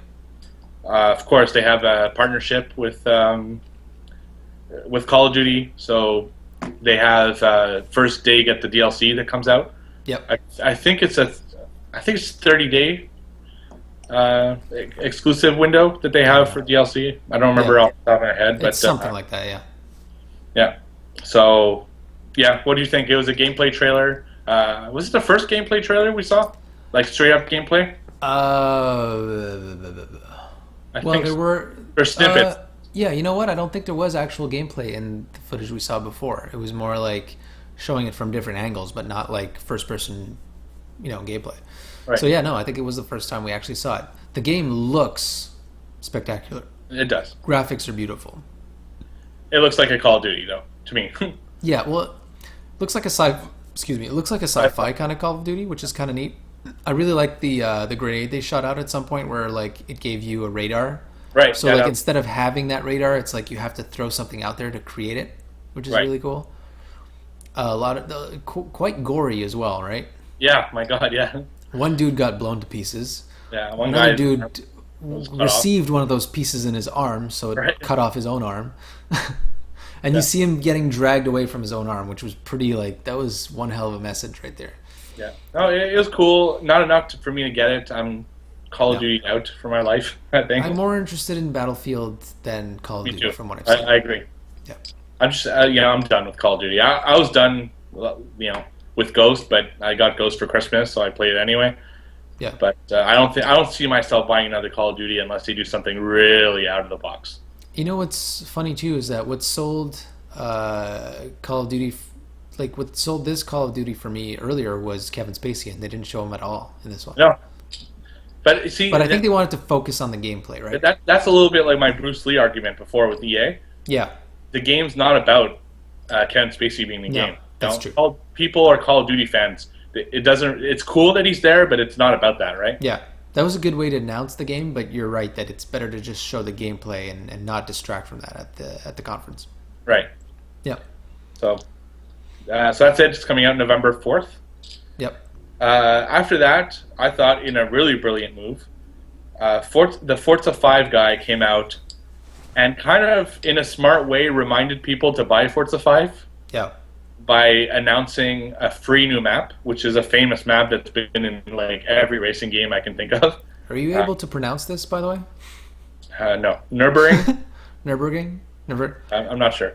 I Nürburgring? remember it vividly because I remember having a piss off moment with that when I played Gran Turismo 2 or 3 on that exact map. Right. Yeah, so it's cool. It's and I'm like, okay, well, big deal. It's a new map, but the fact that it was free and out now, I thought was brilliant advertising for Forza 5. Yeah, there was a few of hey, those like this out game- right now. Yeah, and it gives you a reason to like go into your Xbox and put that game in. Yep. And then they went into Forza Horizon 2, which we knew was coming because it was announced on IGN, Yep. and they showed a trailer for that game, which I think looks great.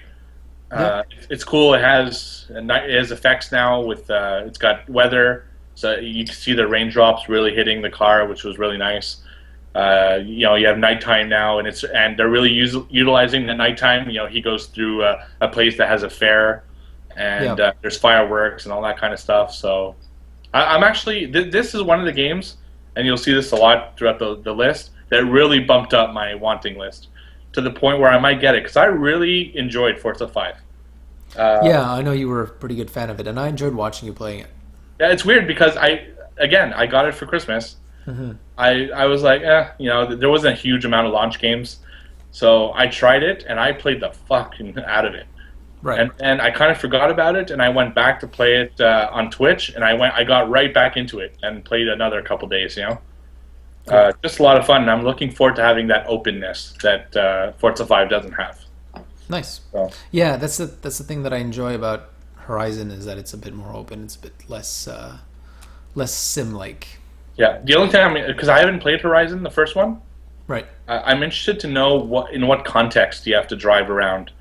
Like I think it's like there's this event going on, right? Like a not a conference, but like a race. What am I trying? What's that? Like just like a race event. I Well, guess. no, there's an actual word. Like a festival. That's a word. Okay. There's like this festival going on, and like it's the Forza Festival or the Horizon Festival or whatever it's called, and like all these races are taking place because of that.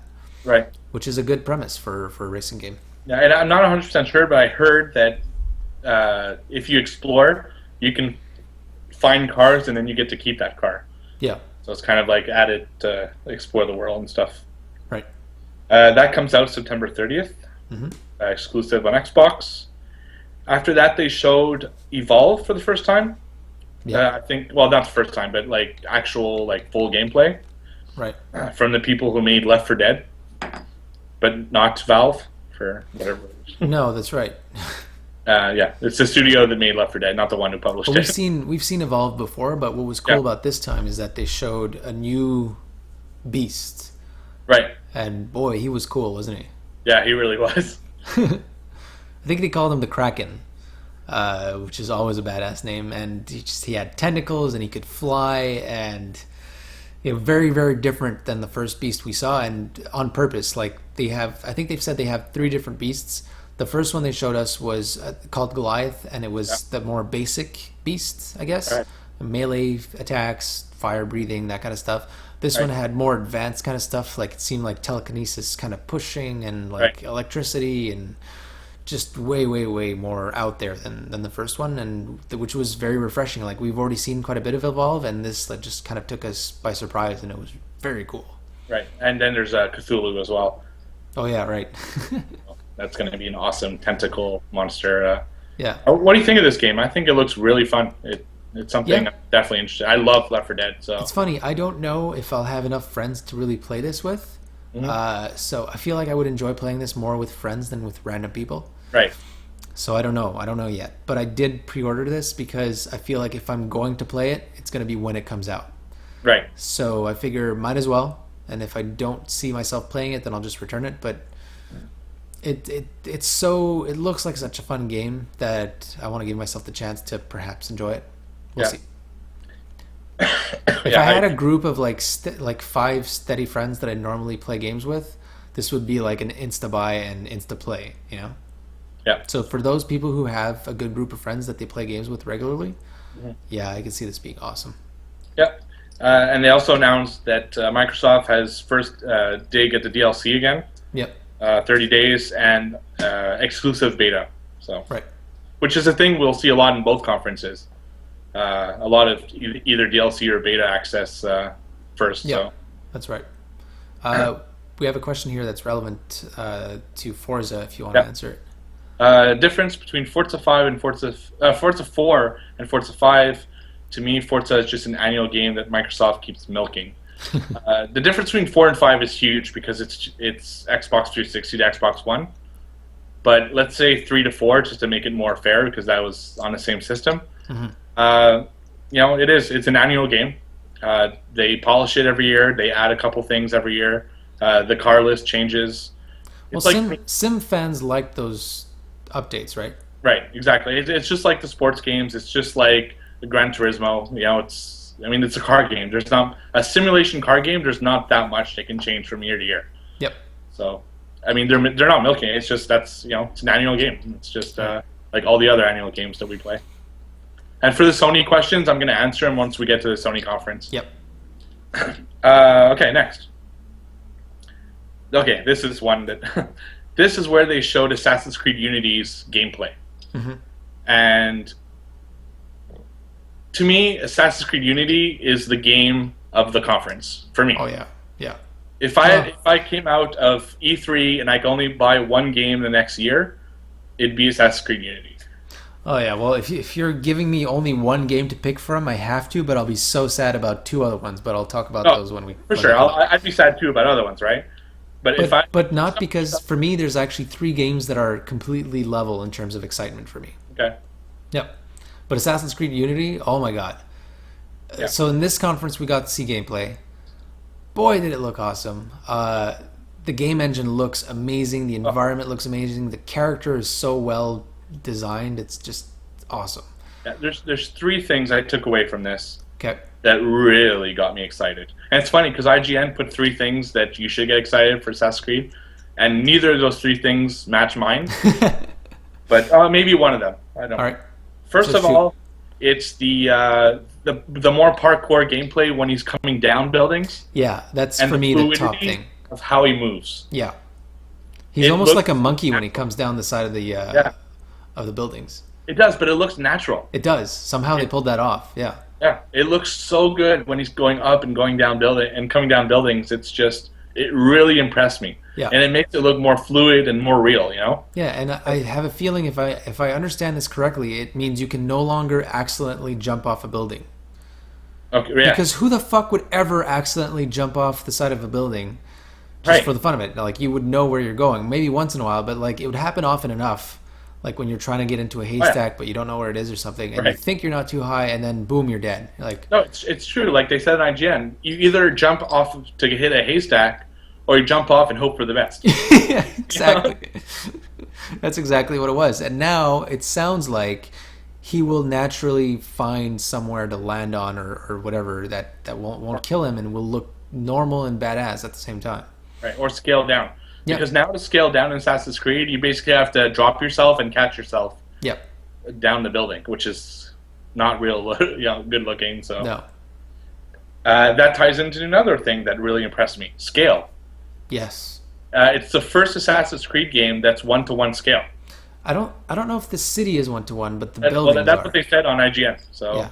I know that because I think they might have misunderstood, but the building, like the main building we see in that trailer, is to scale, which is insane. So all the buildings around it are to scale. Now, has the city been redesigned a little bit for gameplay purposes? Sure. They mean the buildings. Yeah. Yeah. So, but that makes it look so much better. It's really cool. It's crazy how big these buildings are. Yeah. And it makes you feel more into the game because you feel like you're really there. Yeah. Which has already been the case in the past, and now just like because not just because you see it, but because this is to scale. So when you walk up to it, you can realize that, hey, if I was there, this would look this big. Right. That's just like this mind-blowing moment. And something I think we're going to see more in next gen. Yeah, and we can go inside of it too. I think they said we can go inside of a third of the buildings. Yeah, and that's part 3 to me. Wow. Right. Yeah. You could. fly through buildings in Assassin's Creed 3 Did you ever do that, like without it being just for the sake of seeing it? by accident, maybe once or twice. Yeah, exactly. But now it's not only can you go inside these buildings, which is crazy, but the detail inside these buildings. Oh, yeah. In the demo, they have this like mural on the ceiling, and it's just so detailed and so beautiful. The carpeting and the shine Everything. off of the marble, like the light coming in, and Yeah. oh man, yeah, yeah. This whole game, man. This game is just I'm a huge. Everyone knows we're big AC fans. Yeah. And I knew that going into it, I'd be excited for this game. Yeah. I didn't expect to be this excited for this game. After No, seeing yeah. this. I The didn't expect gameplay it to be this nailed. mind blowing. Yeah. Yeah, it really, really nailed it for me. Yep. So Because they did a few things that were unexpected, right? Like especially the whole part about coming down the buildings the way he did. We didn't see that Right. coming. no, The fact that you could go into so many buildings and how beautiful they would look was also very unexpected. right, Yeah, just really really cool. And some of the side missions too. Like they've announced, this wasn't in the conference, but they announced that there won't be any of those boring, or there might be, but they'll be optional or something, like where you Right. have to follow somebody and it's super boring. right. Yeah, there are lots of really good stuff coming to this game. No, exactly, and absolutely blown away by this trailer. Yeah. And now the 4 players, whatever. Yeah, I'm still a little bit on the fence. The fact that you can play everything single player is very good. And you know what convinced me that that was going to be okay? Because if you have 4 players and they're all playing as different characters, then you kind of want to go back and play as the different characters to get the full experience, right? Right, But since they made it, and this is genius, they made it that everybody is the main character no matter who you are. Like you're always seeing yourself as the main character. That means that whether you're playing with 2 other people or 4 other people, you're still getting the full experience. Even if you're playing on your own, you're still kind of getting the full experience because you'll always be that character. yeah, That was a genius move on their part. That really blew me away. it really was. Yeah. So yeah, AC Unity, absolutely fantastic showing. You know something that I noticed, by the way, from the gameplay that we saw? It seems that every time you get to the main kill, you get a cutscene instead of actually killing him. I wonder if that's just a trailer. I think that's actually part of it, and I'll tell you why I think that's cool. 2 reasons. One, it means that you won't be fighting to get that kill amongst your friends, because of course you're going to want to be the one to get the kill, Of course. because you want to feel that awesome moment where you sink your blade into the enemy, right? But so in this way, it mitigates that. The objective is to get to the point where everybody's dead or whatever other objectives are taken care of, so that you can then get the kill scene, right? Right. Or the throw them to the people scene or whatever. So that's cool on that side. It's also cool because now it doesn't have to necessarily be an assassination. It can be all sorts of manners of storytelling. So we saw 3 of them, right? We saw the one where they throw him off the balcony, and the people behead him and put him on a spike, and you're looking at this from first person into the crowd, which is badass.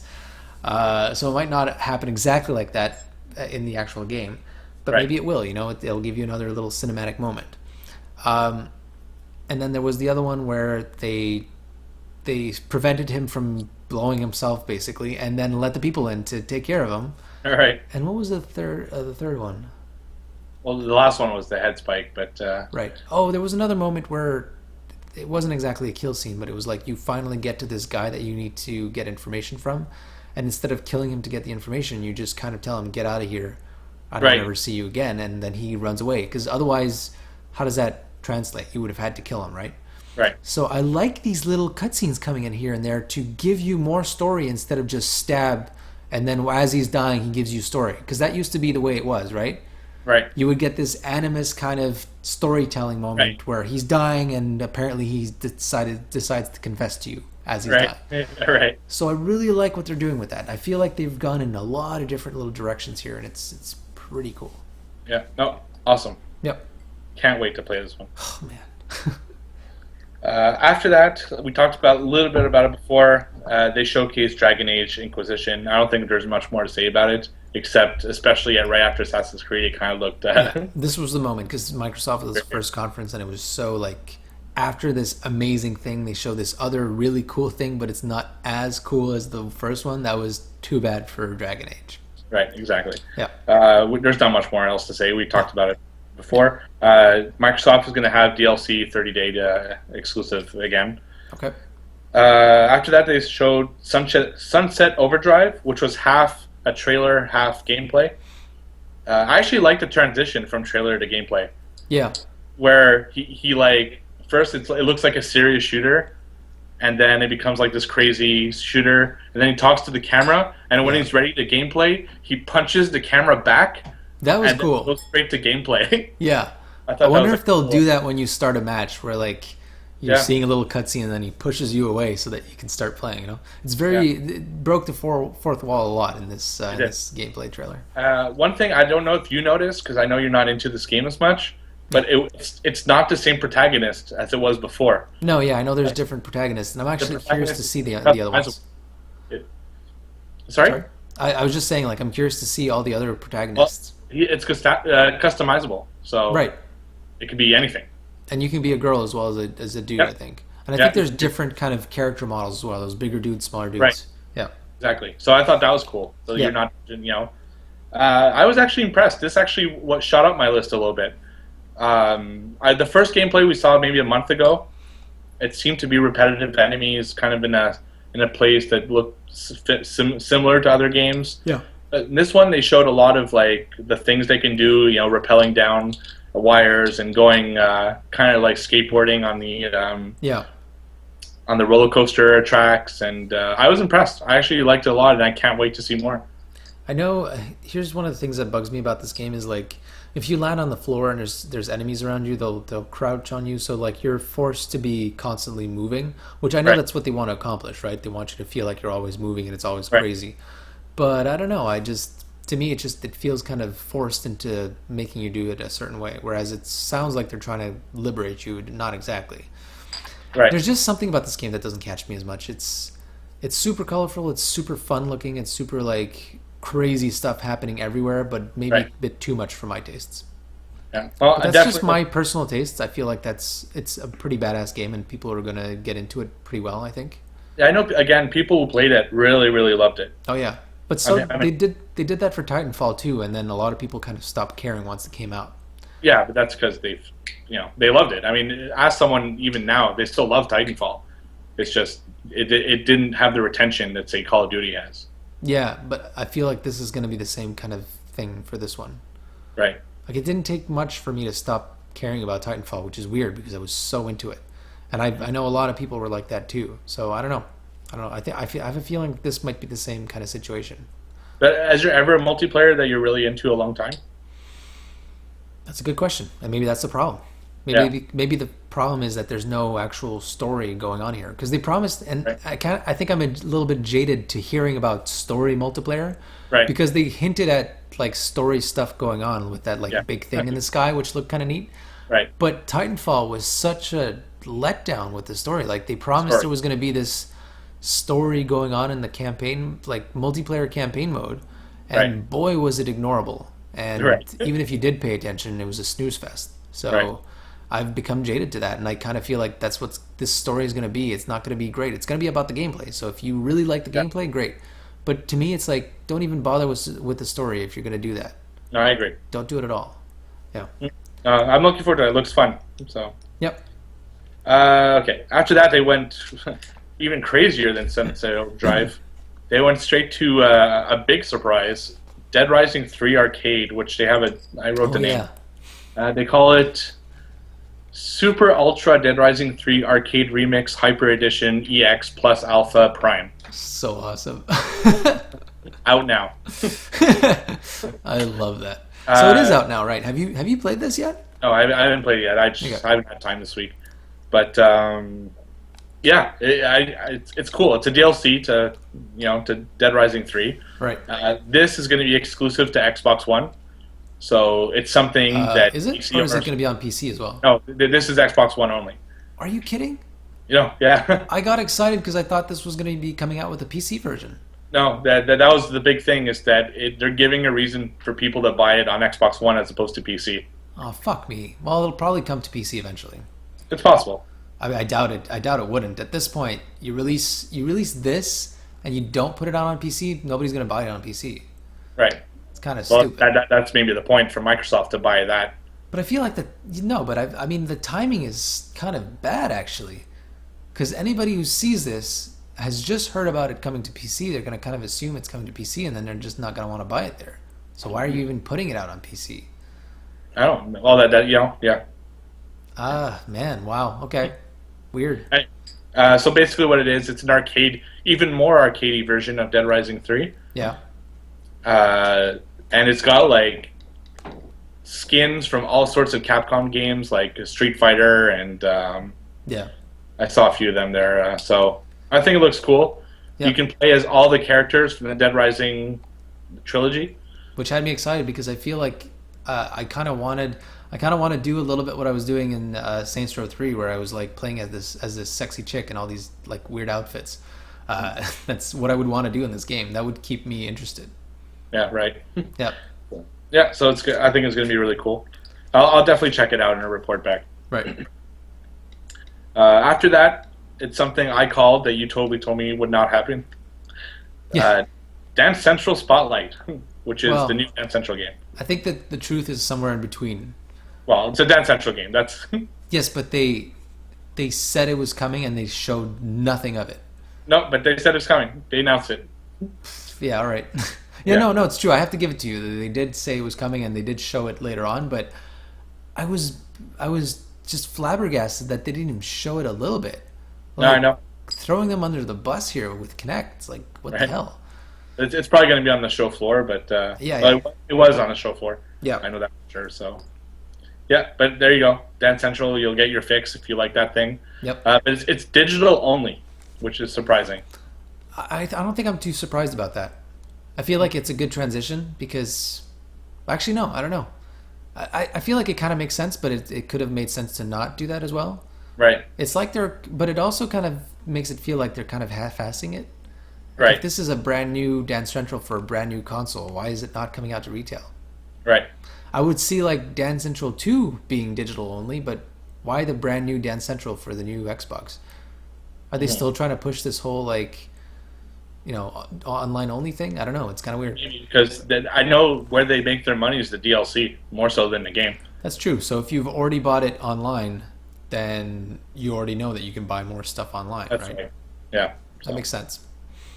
After that, they went into Fable Legends. I like Fable. This didn't grab me at all. Yeah, me neither. I'm not really a Fable fan, so on top of that, this just felt like a boring game. Yeah, it's you can play the hero or the villain, which is the twist, I guess, for this game. But I don't know, didn't capture me at all. And I'm a huge Fable fan, so I feel like this might be for a bit of a younger audience too. Like we Yeah. spoke about this, like there's some games that were just not marketed at us at all. right. So maybe No. this is it. I don't know. Moving on, Project Spark, which I like We're what you wrote here. it's right now in beta. Yep. And I thought for sure when they announced it that they would kind of say, okay, as of this date, it's no longer in beta and it's a full game. Yeah. They didn't even mention that. No. Uh, I've seen since a few trailers come out for it, talking about like new stuff coming out in the fall, Right. as if it was like this big new release, but it's still sounding like it's going to continue to be a beta technically. Right. Is this going to be like a Minecraft situation where it's going to be in beta Pretty much. forever? And all of Yeah, a sudden, they'll be like, yeah, so not beta anymore. I think that's exactly what this is. Yeah. Yeah. I have no doubt about that actually. And then they announced, which is causing a huge uproar for whatever reason, Yeah. that Conquer, which is from Conquer's Bad Fur Day, which is Such a an awesome beloved character. game on GameCube. Yep. It did come out later on another system, but I forget. Was it on PC? Maybe, No. probably. Was it? And I don't. PlayStation, maybe. Maybe. 2? Yeah. Anyway, But so yeah, Conquer is a character we haven't seen for 10 years, that's right. and he's going to be kind of an available character for you to build worlds in Spark. Yeah. So there's a huge thing because people are saying this is Microsoft telling you "fuck you" about Conquer, right? Yeah, it's like make your own fucking games. Here you go. But at the same time, it's like they're still giving you Conquer for free. Yeah, and they're giving us the character to use and put They into could games. say, "Fuck it, you're never going to see Conquer again." Yeah, and So to me, to me, I get the idea that it's sad that we won't be getting a Conquer, like an official made game. yeah, But at the same time, this makes me want to play Spark. I love right. Conquer. He's such an Well, awesome that's character. the point, right? Yeah. And the thing is about Conquer is, I think it worked 10 years ago. I don't know if it would work as well now. I think Kind of like Duke Nukem, right? right. That's not funny anymore. Yeah. I mean, Yeah, you could modernize him. Yeah, I don't know, but I think it's a clever move, to be honest, to put him in Spark. It's just What is it like? I'm the great mighty Pooh. I fling Right. my corn at you, or something like that. God Yeah. damn, that was such a good game back then. Yeah, but yeah, like you said, it's kind of like a Duke Nukem thing where like you'd have to do a lot of work to make him work for this day and age. right. And I don't know if it's worth the work, so just stick him in Project Spark, Yeah. make people, and I'm sure people are going to make like a full sequel to Oh Conquer. yeah, That. oh yeah, no doubt about that. So there you go. So I'm not worried at all. No, After that, a really nice looking exclusive for Microsoft, yeah, an indie game, Ori and the Blind Forest, which is kind of this, like, again, stylized, very heavily story driven yep. indie game. So Boy, was it beautiful. yeah, Oh my it God. really looked good. Such a fantastical universe, like, and I've seen more gameplay where they showed off other environments. Yeah. So it's not all, because indie games can go either way. Sometimes they're all in the same environment the entire time. Right. This one looks like it's going to be going to different places, and they all look gorgeous. And it's funny because there's no like voices, Yeah. but I felt for both characters. Yeah, totally. You know, it's kind of like a journey type thing where Yeah. what they don't say is stronger than what they could say. Mm-hmm. So And the animations are so fluid, right? yeah, It's yeah. really, really gorgeous. Yeah, definitely one of the best looking indie games that we're going to get on Xbox One. Yep. After that, they showed off a quick trailer for Halo 5, Mm-hmm. leading into the anniversary, the Master Chief Anniversary Pack, which consists of all 4 Halo games remastered with Yep. original multiplayer maps plus new maps that they redid. Yeah. And it also includes the Halo Nightfall TV series, which is the one Ridley Scott is doing. Yeah. So not the Steven Spielberg one. Right. Not the Steven Spielberg one, the other one. They're making That can 2. get confusing fast. Right. Plus Halo 5 beta access, which is running from December 17th to January 16th. Nice. All that for $59.99, which I think is an incredible deal. And can I say, called it? Yeah. Well, this had peaked, like 3 weeks ago? What's that? Yeah, but the thing is, to me, it made a lot of sense because I tried to think about them, how they would have thought about this, and it's exactly what happened. They started out with Halo 2, the remaster for the Anniversary Edition, Right. and they went from there. They were like, what can we do about this to make it really cool? And so they started adding the other games, and they made it a Master Chief Collection, and that's their thought process was exactly how I thought they would go through it, and why I thought we were going to get this. So yeah, here we have it. Yeah, and it's a lot of stuff for $59.99. So And I like the multiplayer, the way they're doing it. I mean, I'm not a Halo fan, so this is not for me. But Right. for Halo fans, holy shit, you're Yeah. playing multiplayer, and you can go from a Halo 1 map to a Halo 3 map to a Halo 2 map, and right. just one after the other, which is really, really cool. Exactly, and they have new achievements. So for people who care about that, Yeah. I don't know. I don't remember if this was in the conference or during an interview. There's going to be an achievement for finishing all 4 Halo games in one sitting. Oh my god. So, Wow. yeah, challenge accepted. Are you gonna do that, aren't you? Oh fuck yeah, I am. Yeah, it's gonna take me a weekend, but I'm definitely gonna do it. Can you so I guess you can pause it, but you can't quit the game type thing? Well, I don't know how it's gonna work, because technically my Xbox is always on, right? Right. Yeah, it's always on standby. Because I mean, by the time my ass hits the chair, I'm already into Assassin's Creed right now. So, Yeah. so anyway, we'll see. I don't know how they're gonna police it, but maybe if it's like you're not active for over an hour, it like resets or who Right. knows. I don't know. Interesting. But cool. So I'm looking forward to it. The Halo 5 teaser was nice. Yep. Kind of gave an insight into what the story is going to be for Halo 5. So looking good. Yep. And it was confirmed at 1080p, 60 frames a second for all the games on the Halo Anniversary Pack. Cool. All right, another really impressive indie game from the guys who made Limbo. It's called Inside. Mm-hmm. Now, this really, really hit me in a point I didn't expect. I keep thinking about that game. Of all the stuff we saw at E3, this game really stuck for some reason. Yeah. I absolutely loved Limbo. Limbo is so awesome. I keep wanting to rebuy it on iOS, but I'm like, I know I'm not going to play it again, but it was really, really good. Yeah, it kind of looked like when they were doing it that it was going to be Limbo 2. Yeah. But because there's a lot of things that they have in common where you kind of, you're chasing like these little kids that are like kind of far from you but close to you. You can tell the flavor is from the same developer, sure. Yeah. But despite that, and now it's got a little bit more color. Yeah. So yeah, I'm super. They did just enough to tweak it to make it look a little different, but remain that same kind of flavor. Exactly. But you can tell there's a different story going on. I feel like we're gonna have more stuff revealed than in Limbo. Like there's gonna be more story rather than just shades of a story. Right. That's really cool. Really, really exciting. Yeah, and there's one. I don't know why. There's one shot in particular that really marked me, and it's the kid. He runs up and then he hits a window. Yeah. And way bottom at the distance, there's this like big like opening with light, and there's just one little boy like walking away, and he's like, "Yeah, that was cool." Up against the window watching him, and it's just like it's crazy. Yep, I agree. Okay, ID games. Yeah, so they went into a showcase, right? Yeah, so they basically did a big montage of a bunch of games that are going to come out on the Xbox One over the next year, I guess. Mm-hmm. There's a ton of them, and you can check them out on multiple websites. But the 4 I wanted to talk about that really caught my eye because I watched the trailer for all of them, and a lot of them look good, but these are 4 that really caught my eye. Yep. You have Mighty Number 9, which is basically Mega Man from the Mega Man creator.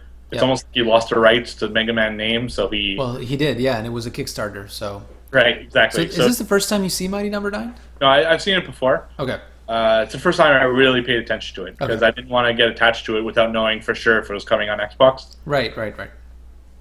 So it is, and it's like mind-boggling how much this looks like Mega Man. Pretty much, yeah. It's like surprising he got away with it. That's how close to Mega Man it is. Yeah. After that, it was a game that really, really like impressed me. It's called Cuphead. It looks like an old school 30s cartoon. Yeah. And I saw this a while back because this was announced a few months ago, and I think it's coming to PC as well. Yeah, probably. Boy, does it look cool! Yeah, because what does it look like again? It looks like a 30s cartoon. Mm-hmm. Like a Nintendo, not Nintendo. Sorry, Disney, right? The old school Disney cartoons, or it's really cool, like the style, and it really looks like you're playing a cartoon. Yeah, it really does. We're getting to that point where we used to play games based off cartoons, and when you got into the game, it looked nothing like the cartoon. Yeah. And you're like, well, I don't get it. It's a cartoon. Like, it should look the same. Well, this is starting to. It looks exactly. South Park did the same thing with Stick of Truth. Yeah. It looks exactly like the source material, and that really puts you into it. Absolutely, yeah. And here, let me replay to you my reaction when I watched the trailer. It's so awesome. That's literally how I reacted. I was like, oh! It's so cool. Yeah. Yeah. No, definitely awesome. Yeah. The next one is Grave. Yeah, you made me watch this trailer, and I'm glad you did. Yeah. I kind of sent it to you, but I didn't think you'd like it because it's a horror game. Yeah. Which is why I liked it. But it looks like a really crazy like dream sequence horror game. That's what appeals to me about it. Yeah. And it's like a fever dream. And the voiceover is really creepy. It's like talking to you and guiding you through, and it like resets. Like I can't explain it. You have to watch it. It's called Grave. Yeah. Check it out. It's just like a minute 18 trailer. And yeah, if you look it up on YouTube, for example, just like type in Grave E3 trailer. Yeah. You'll get it. And I've been thinking about like something that I thought would be cool to do on Twitch would be to play Oh shit! You know what I realized I never did? But I never changed the title of this episode on Twitch. yeah, well, So anybody watching would see like E3 2014 hopes and predictions. yeah, good enough. Oh my god. Okay, whatever. I'll change that right now. But yeah. So I feel like I would like to play one of these horror games on Twitch to like have my reactions, and it would be kind of Right. funny to watch me like freak out about stuff. But Right. most of them are just straight up scary, whereas this one is scary and also kind of intriguing. So like I wouldn't just be scared; I'd be like enjoying the fact that I'm being scared. Right. Yeah, exactly. Yep. And the last one's called White Knight. It's this kind of stylized film noir. It kind of looks a little bit like Sin City does. It's like black and white. It just looks like a cool style, and that I really dig. So Yep. That's it. I liked the style of it. I don't know if I'd play it so much, but I really did enjoy the look of it. right, all these are the look right. There's not a lot of gameplay in these, so Yeah. it's kind of tough to say. But like Grave for sure, I'm gonna get. I guess Cuphead, Mighty Nine, and Grave I would for sure get from those from the ID games they showed. Yeah. So White Knight, it would depend on the gameplay. For me, Mighty Knight, Mega Man was never a thing for me, so not that. But Cuphead, I'll be getting it on PC for sure. Grave, most likely. I kind of want to check it out. So yeah. Yeah. Okay. After that, they went to Tomb Raider, Rise of the Tomb Raider, which is like yeah. Tomb Raider 2. That was surprising. I didn't expect to see a Tomb Raider this quick. Me neither. And we're actually getting 2 Tomb Raiders, but this is the one Right. we saw at Microsoft. Yeah. Well, the other one didn't show at any conference. No. It just kind of got announced after. It's a sequel to. It's kind of like the third. Guardians of Light. Yeah, Guardians Light. That's right. And this which one's was called it's like a top-down arcadey. yeah, 2-player. Yeah, and this one's going to be actually 4 players. Yeah, it's called Rise of the Osiris, I think. Yeah, something like that. Well, not is it Rise of the Osiris? So they're both Rise of something? No, Yeah. I think it's Temple No, of the other- Osiris or Guardians something. Light. What's that? Oh, this one's right. Yeah, because Rise of Tomb Raider, and I think the other one's like Temple of Osiris or something like that. Okay, yeah, something like that. And one thing that's cool about that one, before we get into Rise of Tomb Raider, is that both characters are kind of cloned. Like they're all their individual characters, but their abilities are like clones. So you don't have to be 4 players to get all the abilities. As long as you're 2, you get all of the abilities. Right. The other ones have like very similar abilities, so it's like you pick one of the 2 and you're good. So that's pretty cool. So it's not like forcing you to play as 4 players. Mm-hmm. No. Should be a fun game. So Rise of the Tomb Raider totally came out of nowhere. Yeah, I didn't expect this at all. It was totally off my radar. Yeah. Cool. It's a teaser trailer. Like they go through the whole trailer like as if you don't know it's Lara Croft. Yeah. They did There's the Master no- Chief thing where they put a hood on her. Right. Yeah. Yeah, it was funny. But it's yeah. cool because you can really see how the mood is shifting from what the first one was, Right. like the first reboot, and now this, where she's really becoming the Tomb Raider, right? Right. Exactly. So it's cool. Yeah. After that, they showed off Witcher 3, a gameplay trailer, Oh man. where they went after a griffin. Mm-hmm. Awesome. Fucking. Oh man, that game looks awesome. And so he starts off on the hunt, and you Right. can see he's got this sense where he can like follow where the griffin's been, and then he like shoots it with an arrow or something. It takes off, and you can follow it. And as he's following it, he happens upon this village that's being attacked, or this tavern or whatever, and he decides to take in that. So like he kills the people who are there, rescues the damsel, and has a conversation with her, and tells her he's basically on this hunt, and that he'll come back or whatever for another quest that she's got for him. And this was like, this is going to happen all the time. Like you can choose to interact or not, and this is kind of an Assassin's Creed theme as well, Right. where you can either interact right away, ignore it, and if you do interact with it right away, you can decide to just kind of pin it for later as well, once you've done the minimum of whatever you need to do. And that's really, really cool, especially in this super huge open world. Mm-hmm. Yeah, for sure. I can't wait. And him bringing back the griffin on his horse with like its eyes gouged out with the hooks, and it's just like it was awesome. Really awesome. I think we actually only saw that after the conference, though.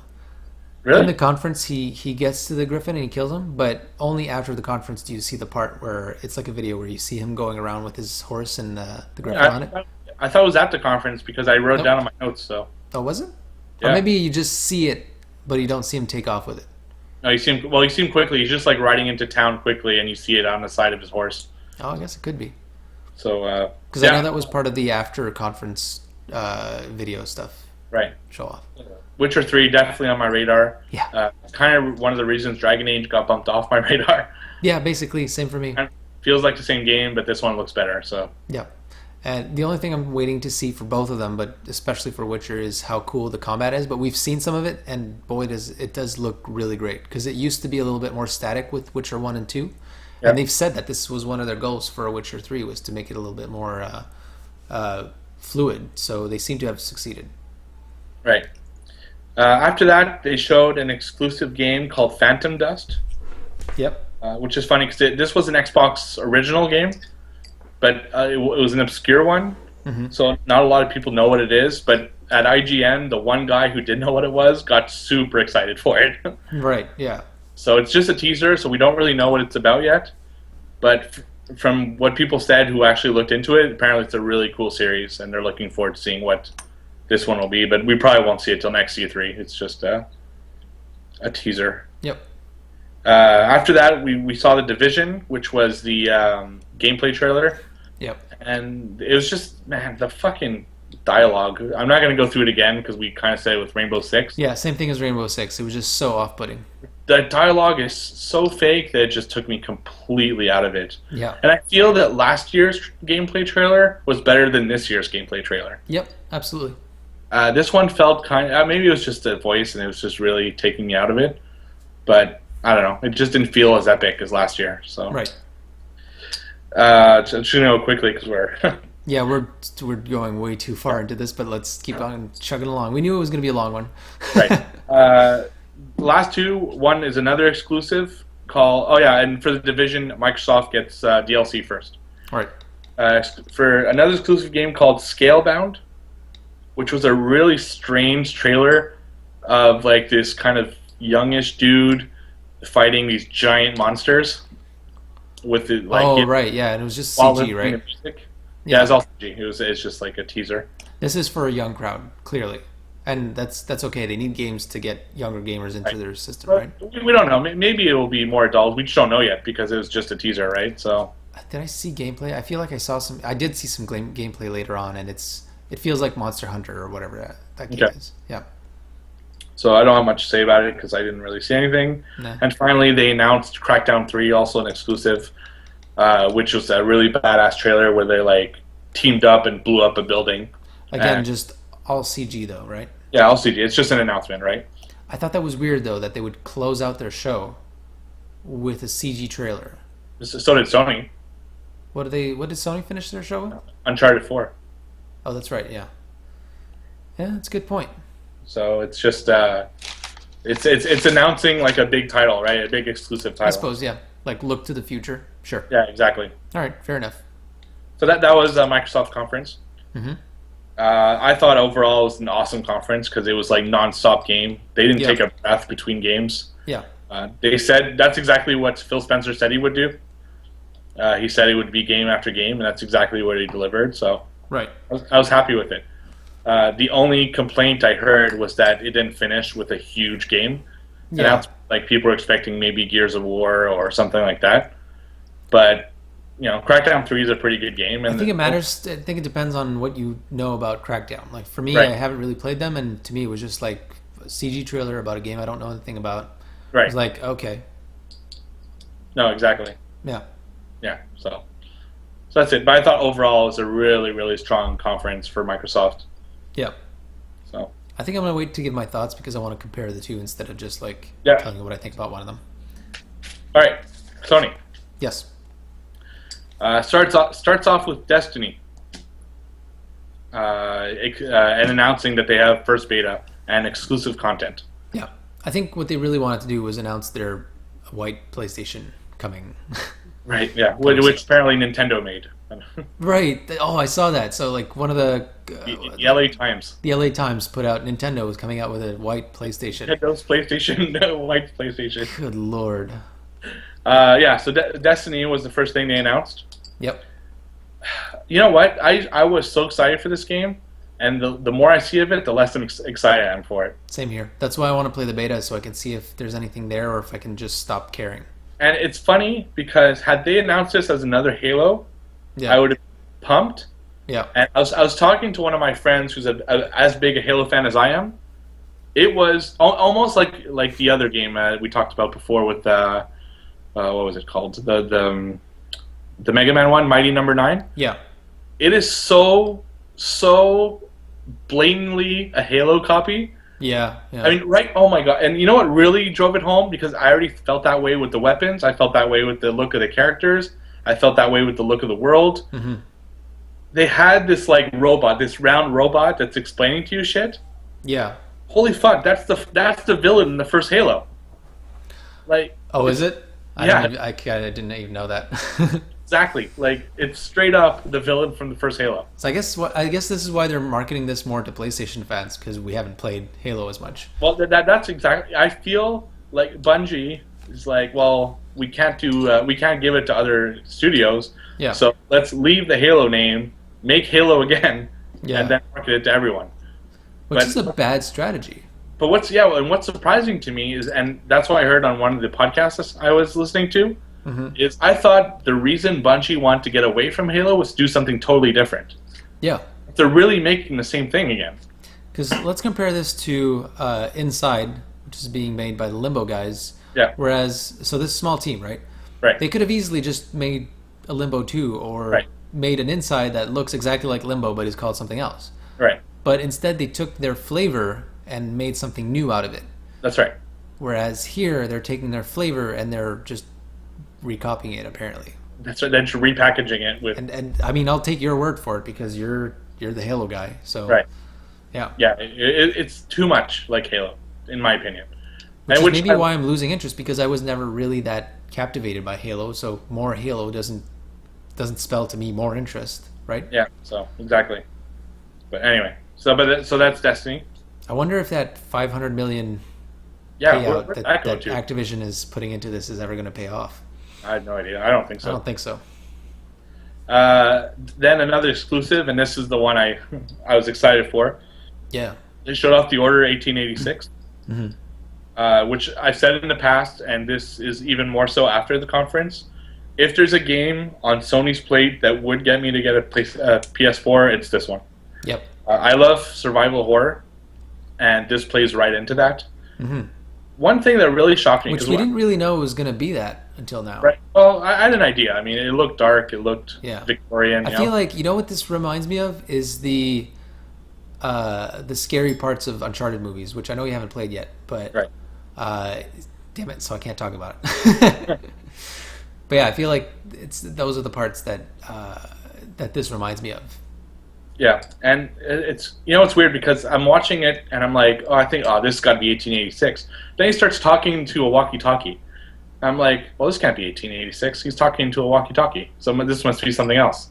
And then it shows 1886. I'm like, oh fuck. So they're really melding like a bunch of. Yeah, it's weird. It's cool, but it looked fucking awesome. I mean, it looked fantastic. I've heard them talk about it, and the more I hear, the more I'm interested. Actually, going into this, I was not excited for the Order 1886. But my opinion changed as quickly as that half-breed changed into like a werewolf-looking thing. And that's exactly the moment where it changed. I was like, whoa, what is this? I mean, I knew there were like creepy enemies somewhere, but we had never seen them yet. And when we saw him at first, my interest dipped even further because he looked like a zombie. I was like, are you kidding me? Another zombie game? And then he changed into like a werewolf or something. And I was like, whoa, okay, this is cool. And just the way he moved and he talked and like the atmosphere and the charisma, kind of evil charisma coming through, it was just like, okay, this is the game to watch out for, definitely. Yeah, exactly. Yeah. Ironically, though, from the people who have actually played it, they think it needs more polish. Now, well, that have played it this year, like at this E3 or earlier? At this E3 and in the past. Okay, so they're still saying that. That's why it probably got delayed. Yeah. They feel it needs more polish, but it has a lot of potential. Yeah. So, but a game that's that nice looking must have some issues. And like there are no pre-rendered cutscenes; they're all in game. Right. So that's why they can cut directly, like in the chase sequence we saw. Yeah. They cut between like not like essentially what looked like a cutscene, and then all of a sudden you had control of your gun so that you could shoot back at this guy. Right. Yeah, very very cool. All right. Moving on, they showed Entwined, which is an indie game. Yeah. Could not be less interested. It's Really? just the type of game. Okay, yeah, I get that. But I know you like this type of game. Oh man, it looks so good too, and I've heard this said a lot in the videos that I've watched about it, and it's out now, which is what this again. This was a theme this E3, like, Yeah. hey, guess what? This is out now, and this is out now, and that's out now, and come get it. Yeah, it was out now for like $10, and I'm if I wasn't in the middle of playing a few games already, I probably would pick it up right away, but I'll just wait. But this is a definite buy for me as soon as I can get it. You know what's interesting about this? Yeah. It's also available on iOS and Android. Is it already? Yeah. Jeff Keighley tweeted it not too long ago. Is it coming to iOS and Android, or is it out now on iOS and Android? I'll check while you talk Okay. about it. So basically, you're these two creatures or bird. I think one of them's a fish, one of them's a bird, and you're going through this kind of Tron-looking thing, and then it turns into something else. But yeah, you've got orange and blue, and you basically have to rotate them. You're using two twin sticks, one stick for each, and you have to kind of rotate them to align them with different things you need to hit as you're going forward. And the goal is apparently to like reunite them or something. It's just kind of endearing, and it's just so beautiful that's what catches me. It's kind of like that journey effect where like you're instantly captivated by this kind of serene, gorgeous graphic thing going on. Right. Yeah. Did you find it? Yeah, they think it'll be available in a month. Okay, that makes sense. I feel like this was like, because everything at PlayStation was first on PlayStation, right? Yeah, right. Well, a little bit Or like exclusively Microsoft. on PlayStation. Yeah, with the DLC, it was like first on Xbox. Yeah. There's not exclusives unless they're first party are getting rarer, you know. Oh yeah, definitely. So anyway, let's move on. So Entwine, yeah, definitely excited for this. Infamous DLC is called First Light. Standalone DLC. Right. Yeah, Yeah. it's separate from the story. Which is important because, no, not just separate from the story, but you can purchase it on its own. Oh, can you? Yeah. Okay. Because they did this recently with Assassin's Creed Freedom Cry. You can buy Freedom Cry without playing Assassin's Creed 4. That's like Blood Dragon as well. Yes, yeah. A little bit different because Blood Dragon is in a different style, so it's kind of like it's not a Right. DLC so much as it is an expansion, right? It's like a different game. So this one is set in the same universe except you have a different character, just like Freedom Cry was, and it's like $14 instead of being a full game. Now, for someone Right. like me who was curious about Infamous, because I've played Infamous 2 and I thought it was too floaty for my taste, but everything about Infamous Second Son seems really, really cool, and I was curious about it, but not enough to buy the full game. Right. So this, and the character actually resonates with me more. Delsin was always a little bit too emo for my tastes. Right. So this character looks really cool. Apparently her powers were the ones that were liked the most in the game. So yeah, this is an easy purchase for me. Like I want to try this game. I don't want to spend too much on it. Right. And I'm liking everything I'm seeing about the DLC more than I am about the original game. So, and this is their goal, right? Same with Freedom Cry. They want to get people who haven't played the main franchise to try it with a morsel of it, and hopefully get you interested to buy more. No, that's definitely a good move. Smart move. Looks really cool. I'm buying it. Cool. Yep. After this I take issue with this next one. Okay. And it's funny because I think the game is awesome. I think the game looked awesome. I think the reveal was terrible. Oh, yeah, we have very different opinions on this. And that's Little Big Planet 3. Okay. So we come out from Infamous Second Son, back to the stage. There's 4 people there, and it says Little Big Planet 3, and then they start playing. They don't, no big reveal. It's kind of like, okay, yeah, so Little Big Planet 3, this is it. I feel like this is such a big game for Sony that they should have had at least a little bit of a teaser before they went into this, or some kind of a little announcement, not just have 4 people play a game horribly, I might add. Just weren't good at it at all. It's like they picked 4 people from the audience to play it. Well, okay. I'll let you finish, but I have everything that I have to say is completely opposite to what you have to say. But the game looks good. Yeah.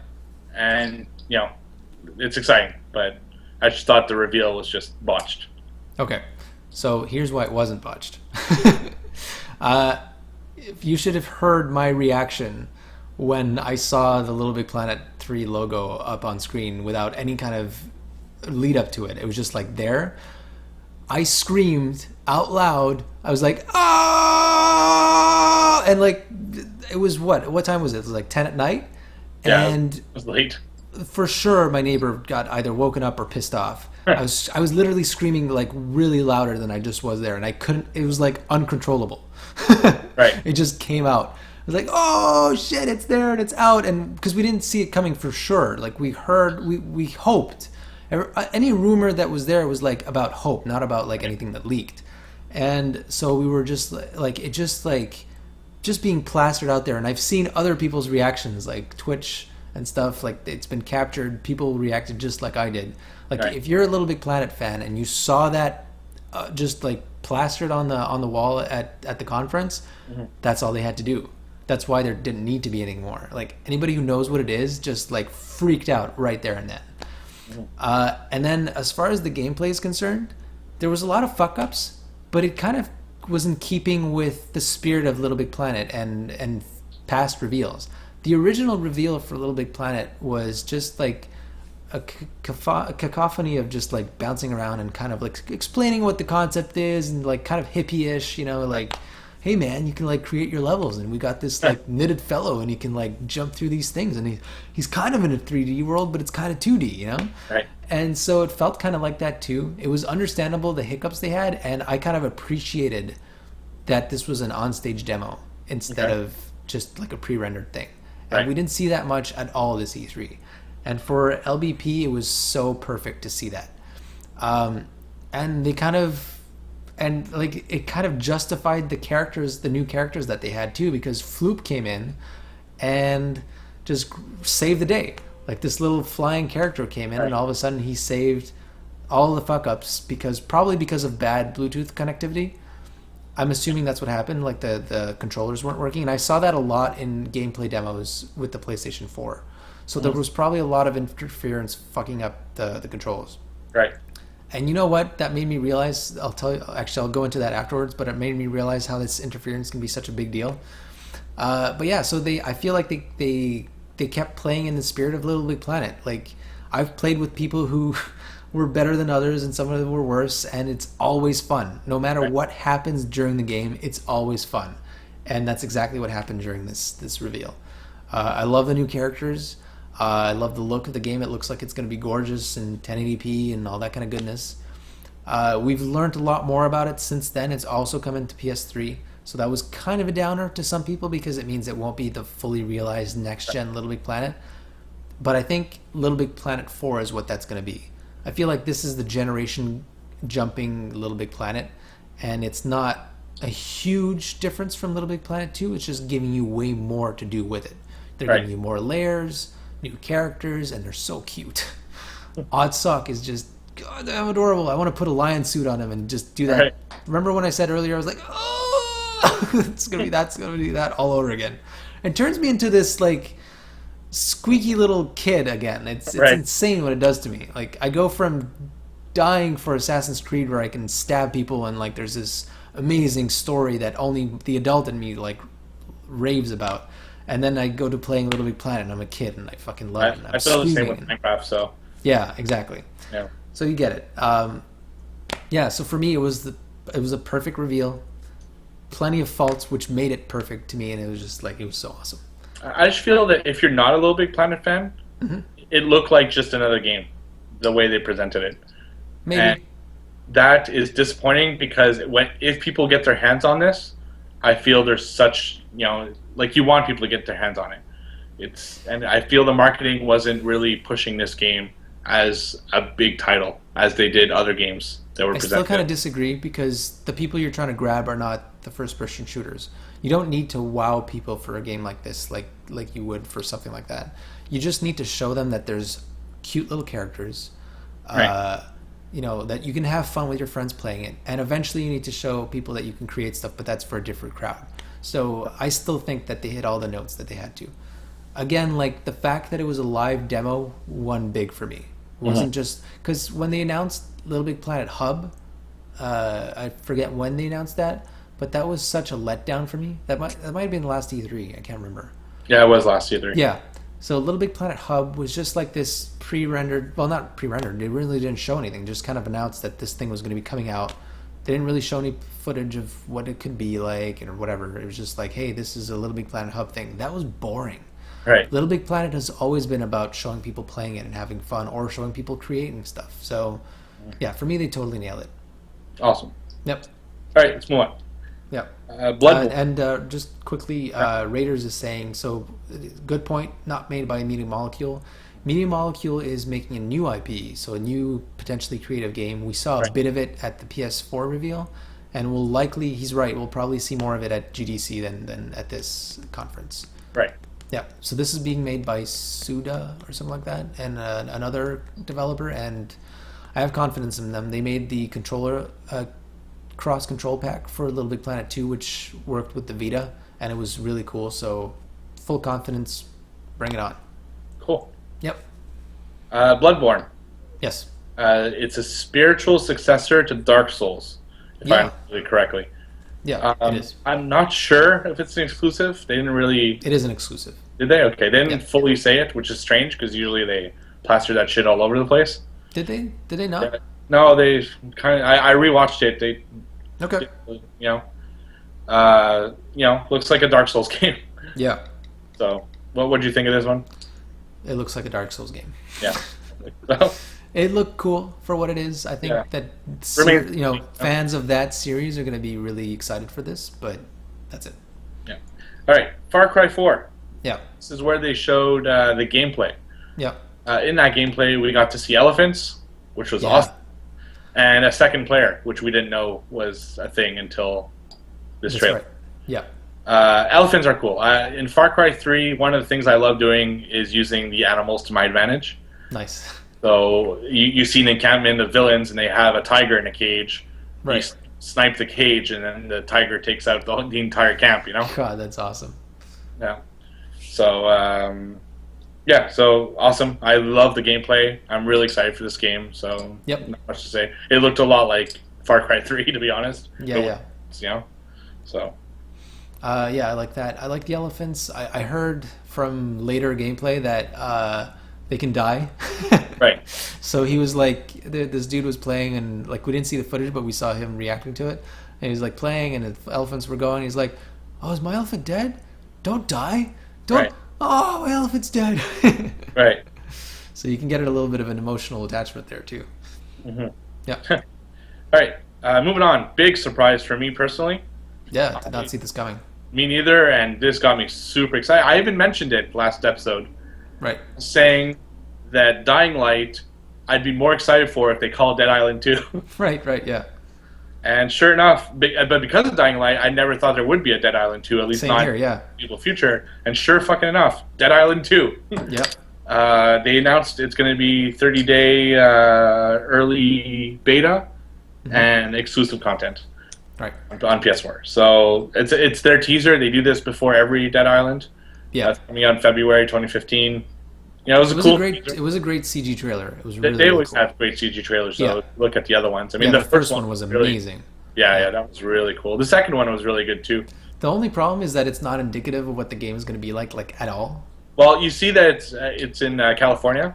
Yeah, I mean, it'll give you a setting, but the trailer doesn't transcribe to what the game is like. No, that's a really big one because on in the other ones you were kind of like on these islands that kind of Australia-ish islands. So to be on the mainland is going to be really cool. So yeah, and Raiders just came up with something here that I think we forgot to touch on, which is kind of important. So Far Cry 4, this was announced for Sony, and I think it'll have to be a Sony exclusive because I don't think that the Xbox is set up to do this at all. Like this PS4 was announced, and this hasn't been done yet, but they said that they were going to let you jump into friends' games to either help them out to control their character or whatever, right? Yeah. So, and then in this case, for Far Cry 4, they're saying that second player, you don't need to own the game. Right. As long as one person owns the game, any of his friends can jump in to play with him. Right. Now, That's insane. they talked about this at the PS4 reveal. Yep.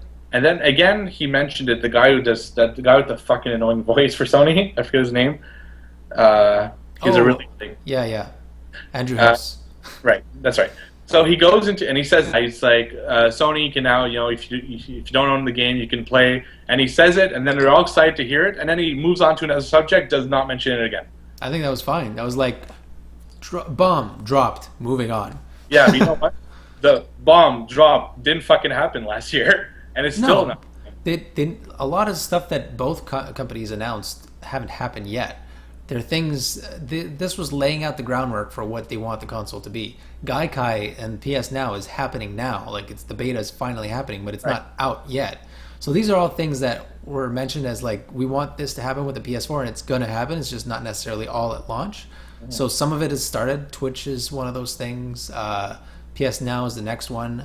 And well, the next thing is going to be this, and I have a feeling like this is coming out in the fall.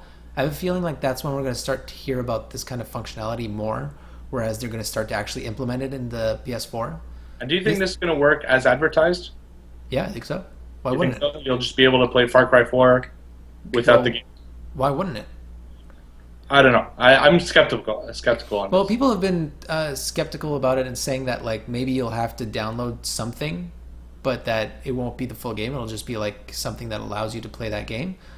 But at the same time, I think this is just going to work through Gaikai. It's going to be you jump in, you're playing through the cloud with your friend. Mm-hmm. So I don't see why it wouldn't work. They've been talking about wanting to do this for a while, so I think this might be the first game that allows you to do that, and that'll lay the groundwork for it becoming a full feature for other games. Well, we'll see. I'm skeptical about it, but understandably. Yeah, it is very exciting, and it was totally a mic drop moment. Yeah, I don't know. I didn't feel that mic drop. If anything, he dropped the mic and didn't explain it at all. Yeah, well, he dropped the mic. It was like, boom, you can play with your friends, and you don't have to buy the game. You don't have to pay a penny for it. It's like that's like rehashing old. It's like picking up back the mic and saying the same thing again. Didn't feel. Yeah, that's the thing. It's saying like, hey, earlier we said you could. This was the vision for PS4. Mm-hmm. Now we're saying, hey, this is a game that you can actually do this in, and it's coming at this point. So it's not just like, hey, this is still the vision. No, this is, hey, this is happening. This is gonna happen in the fall. We're just telling you about it. We're just not ready to explain how it works. That makes sense because PlayStation Now is just happening now. The beta is happening now. They're not ready to completely show it off. Right. Yeah. Yeah. So we'll see. I'm skeptical, very skeptical about this. But dude, if it works perfectly, how awesome is it that you don't have to own the game to play with a friend? How often have you tried to convince somebody to buy a game? And we've done it with each other. Like that you have to trying to convince. Is something happening with our feed? Yeah, I think so. Oh, it's gone. All right, whatever. I don't know what it said. Probably a bad connection. Anyways, it's fine now. So yeah, so think about it. Like how many times have you had to try to convince somebody to buy a game so that they can play it with you? Right. Now, you can just buy the game yourself and tell your friend that you know is going to enjoy this. Just play it with me. You don't have to buy it. Just come in. Mm-hmm. That to me is like really, really important for the industry as a whole. If it works, it's huge. Yeah, that's it. That's all I wanted to say about it. Right. All right, let's move on because I got you to say it. Had 3 hours though. Yeah. Oh my god. Okay, Battlefield trailer. We talked about it enough. Yeah. Disney Infinity exclusive is what they said. Is there something exclusive for Battlefield? Oh yeah, so exclusive beta that I'm getting into. Woohoo! Yeah. Disney Infinity exclusive. They didn't say a word about it. They just said Disney Infinity exclusive and moved on. Right. It's exclusive figurines, right? No, not even. That was a misrepresentation of what it was. So what is it then? You can get the Hulk. Yeah. Early. You can get it 2 weeks early on Sony as part of a pack. So you buy the pack with the game, and on Sony you can have Hulk in it, whereas on Microsoft it's Thor, Captain America, and Black Widow. So do you have all the same characters except on top of that you have the Hulk, or is it different characters? Well, they showed the Hulk and someone else, so I think it's a pack you could buy exclusively on Sony. Oh, okay. With the game. Oh, okay. I see what you mean. So it's like a different. It's like a different set. set, right? Interesting. But 2 weeks after, you can buy the Hulk individually on the other systems. Okay. Because they can't have exclusive characters because the characters of course. aren't attached to a system. Right. You can you don't have to find the Microsoft version of a character. You have a character that works on all systems. So Yeah. No, that makes sense. right. So anyway, okay. So they announced that really quickly. Yeah. Let's see. Paradox Magic. By the way, you didn't mention that Dead Island 2 has a 30-day early beta access. I did. You did it for all the Microsoft games, so I'm calling you on it. I did actually. Oh, did you? Okay. Exclusive mission and 30-day beta access. All right. So you're the one not listening. I wasn't, apparently. Paradox. To be fair, I don't care about Dead Island 2, so. Yeah. Paradox Magica 2 trailer. Yep. Didn't interest me at all. I don't even remember what that was. Yeah, shows you how interesting it was. Yeah, no. Stupid. This is where they had this stupid Dear Sony or Dear PlayStation. Yeah. It's disgusting. It Grim Fandango, console exclusive, also on PC. I don't want to call this disgusting. This is what I want to talk about after we're done talking about everything. But I feel like Sony did a lot of weird things, and when Sony does a lot of weird things, usually a lot of good things come out of it. Right. So, fair enough, if you ask me. But anyways. Grim Fandango console exclusive, also on PC. Yep. It's a remake of a game that came out 15 years ago. It's a Tim Schafer thing, right? Yeah, it's like a point-and-click adventure. Yeah. So should you be excited for that? I don't like this one at all. Oh, okay. I loved Monkey Island. Right. Grim Fandango just did not capture me. Right. So that didn't, it's good for that. Yep. Honestly, I don't think this will do all that well. It will on PC. Maybe, I don't think it's a console thing. I really don't. I don't know. Right. Because with a remote, it doesn't play as well as with a mouse. Right. Then they also went through an indie games thing. Yeah. Oh, right. And there was a few that I wanted to kind of quickly mention. So go ahead. So Secret Poncho is one of them. Secret Ponchos. I heard about this a long time ago. It's kind of like a top-down little shooter guys, but they all have their little different personalities and their different weapons, and it's kind of like a Mexican themed shooter kind of little thing. Right. Looks like a lot of fun. So that one I'm excited for. Surgeon Simulator is coming to PS4. It's kind of cool. That's all. I just kind of wanted to mention that it's coming. I'm kind of happy about that. Helldivers is another kind of top-down indie game, which is apparently going to be really, really hard, and you have to really kind of think about what you're doing. Otherwise, you're just going to get your ass killed. It's kind of like set on different planets, kind of like if you're landing on Mars kind of thing. So it has me really excited as well. Road Not Taken is another kind of thing where it's kind of like a puzzle game, but at the same time, you're a little character that's moving through this world. Did you watch the trailer for this? Yeah, I did. I like this one. Yeah. Sorry, what did you think of the other ones too? I don't like that type of game very much. Right. Okay. Halo Spartan Assault was that. It's a free game this month on Xbox, and yeah, I just don't like that type of game. So okay. See, for me, Halo Spartan Assault is one of the games that I wish I could play. Right. I do love those kind of top-down little shooters. I think it's on PC. Oh, that's right. Right. I might have to pick that up. Oh, there you go. I just don't like that type of game. So yeah, for me, I'm a huge fan. Like, which was the one? There was Hell something. Oh fuck! It was like a zombie game on the PS3, and it's now on PS4 as well. Dead Nation. God, that was a fun game. Yeah. So I really do love those kinds of games. And then Velocity 2X Alpha, which I just replayed a little bit more of Velocity Ultra on the PS Vita. God, that's a fun game. What did you think of this? Which one is it? So this is the one where you're essentially a ship, although there's new modes in this one, but you're a ship and you're going through this level that's like top-down scrolling, and you can warp places. So with the Vita, you could actually use your thumb to warp to a different spot. So to get through barriers or to get away from enemies attacking you and all that kind of stuff.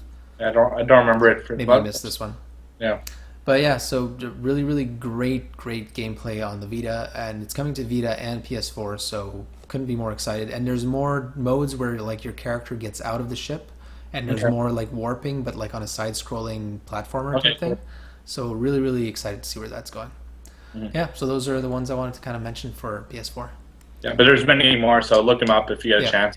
And a lot of these are coming to PS4 and Vita, which is kind of really neat because some of them are just like better for one or the other. And so Right. if you have both systems, you can pick, and a lot of the time they're cross-buy as well. So that's Right. really cool. Okay, next one. Let It Die, which Yep. is exclusive. I don't remember this one. Did I It was kind of in the same, not like the Dead Souls or whatever it is, but kind of the same atmosphere, I think. I forget too. It definitely wasn't for me. Yeah. All right. Yeah. Moving on. Yeah. Another exclusive from the makers of Journey, Abzu. Hmm. I think this looks really beautiful, but it was missing something. I can't Yeah. put my finger on it. I was um, I was intrigued, but it wasn't capturing my attention as much as anything else. Yeah. So, and I know that it's Austin Wintry or something like that who's doing the music, which was the guy from Journey. So I know the music's gonna be great. And it's from the same guys that did Journey as well. Right. So I'm curious about what this is gonna be like. I definitely want to see more. The trailer didn't capture me as much though. Right. It's weird. I don't know. I mean, it looked really nice, but something in it just didn't capture me. Yeah, I don't understand why. I don't know. Something about the character didn't look as developed to me. Yeah. So I don't know. We'll have to see. I mean, it could be Yeah. a miss for me too because Flow was their first game. Didn't like it. Tried it again. Still didn't like it. Flower freaking loved it. Super cool. I have it on PS4. I can't wait to have a 1080p display so I can actually see it in its glorious, beauty. And then Journey, the epitome of one of the best games I've ever played. So yeah, I definitely have trust that they'll do something cool. Maybe it won't be for me though. I don't know. Right. After that, they showed No Man's Sky, Oh God. which is a timed exclusive. Oh, it's so beautiful. Yeah. Yeah. They didn't say how much time, but Yeah, it's coming first to PS4, but Right. it's God, every time I see this game, I just can't wait to get into it. I think what's capturing me the most about this is that it's like it's going back to the Star Trek of sci-fi right. No, exactly. or the sci-fi of Star Trek. It's like it's going back to the what sci-fi should feel like to me. Like it's not about shooting other fucking aliens and wars and stuff. It should be about Right. exploring and finding new things and just Raiders says she just simply says No Man's Sky. Right. You need to say no more. It's blowing everybody's mind and it's that return to just pure exploration and camaraderie and just like discovering stuff. I cannot wait. Me too. Although I fear that the developers may be getting like I'm afraid the same thing as Watch Dogs. He might that be overselling it, yeah. We're gonna see too much of the same things pop up in planets, Hmm. and we had that worry with Watch Dogs. It's gonna be the same conversations over and over. Yeah. I don't know. Maybe it won't. Who knows? And it could be just like Watch Dogs where it's a bit of both. Like Right. Exactly. there's a few conversations that I hear over and over, but for the most part, like the very vast majority, I don't see stuff popping up often, ever. I don't ever see stuff that reminds me of something I've seen before in terms of like descriptions of people, and conversations are usually really great. The only times it fails is if I sit down to play like a game of chess in a park or something, then I'm hearing that fucking lady over there saying the same lines Right. over and over and over again. That's annoying.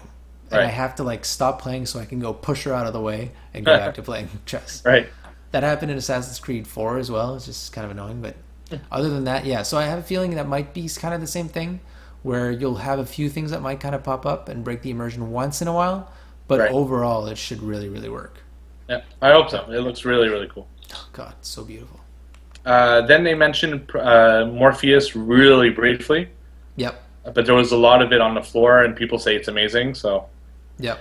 but as far as the conference, they really just mentioned it and They showed just mentioned it was going to be there because it's true that the stuff that you show off, You can't. It's tough to show off. It's yeah, the luge looks like it's going to be really interesting once you're in the headset. Yeah, it's an experience, not a demo. It's like Yeah, exactly. so. After that, they announced that PS Now is coming out in July. Yep. They announced that PS4 can soon. And it's coming to Canada. Right. Yeah. Yes. That's a We big weren't deal. sure until now. Yeah, yeah. PS4s can be shared on YouTube soon. Yes. That's cool. This was all announced like really quickly. Yep. PlayStation TV out soon in North America at $99. That could be a big deal, like for new gamers or for people who haven't really jumped on PS3 yet. Right. If you're thinking about getting a PS3, maybe you're just better off getting a PS Vita, a PS TV, because it's got Vita games, it's got PS3 games, and it's basically, like streaming all the games you could possibly want. Mm-hmm. And you probably have Netflix and all that kind of stuff on it too. So yeah. Yeah, for sure. How did this do in Japan? I don't think it did very well. No. I don't think Japan is a very good market anymore. It's weird, eh? Yeah. Sony's just like, they're realizing they need to branch out, and they've been doing a good job of it, obviously. But we seem to be more into games than they are now. Yeah. Which is really funny. Yeah, it is. Because their market is very different, right? The kind of games they like are very different, so they don't have appeal elsewhere. It's a weird situation. Mortal Kombat 10 or X. Yep. They showed gameplay. They showed 2 new characters. I like the new characters. Me too. Cool. I like the one with the other one on his back there. Yeah. That was really cool. Yeah. So yeah, no, that was a really fun, and I'm actually kind of interested in this game now. It's we'll see. Depends how many characters there are. Depends how I feel when it comes out. But did they say anything about exclusive for this one? No, not really. Okay. No, nothing. I'm assuming if they showed it Sony, that's what their theme was, right? So right. Probably there's going to be some exclusive characters or timed or whatever. But yeah, no, they didn't say anything. Not for this one. So right. But exclusive TV show called Powers. Yeah. That was a boring presentation. Oh my god! It's like he thought he was at the fucking award ceremony. Yeah. He's thanking people and. Yeah. Okay. Raiders says Kratos in Mortal Kombat 10. That's a possibility. They've already used him. Did they? Yeah. In something. I don't remember which one, but. Yeah, they could do it again. Would be cool. Yeah, maybe. Last of Us remastered trailer. Yep. I had issue with this because it starts off with spoilers. Yeah, I don't know why they had to do that. Why? I don't fucking get it. Why would you do that? Isn't the point to sell this mostly to people who haven't played it yet? That's right. It was really weird. Like I could understand if your goal was to sell it again, like 2-3 years from now, to people who have already played it.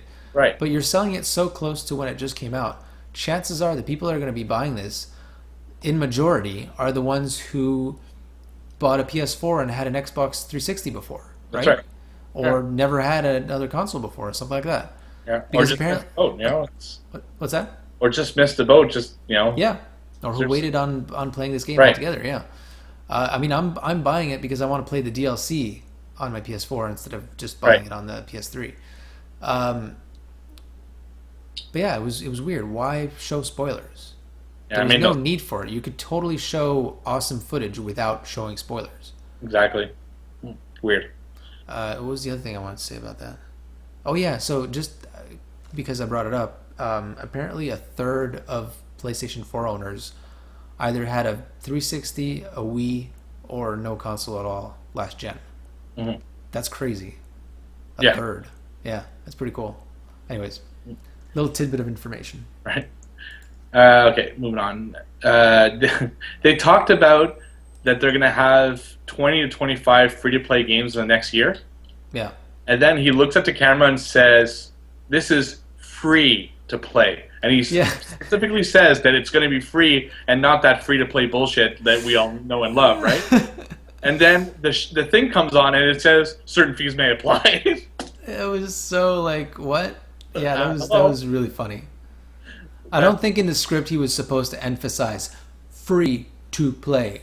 But I get what he was saying. What he was saying is that you won't need a subscription to PlayStation Plus to play the free-to-play games online.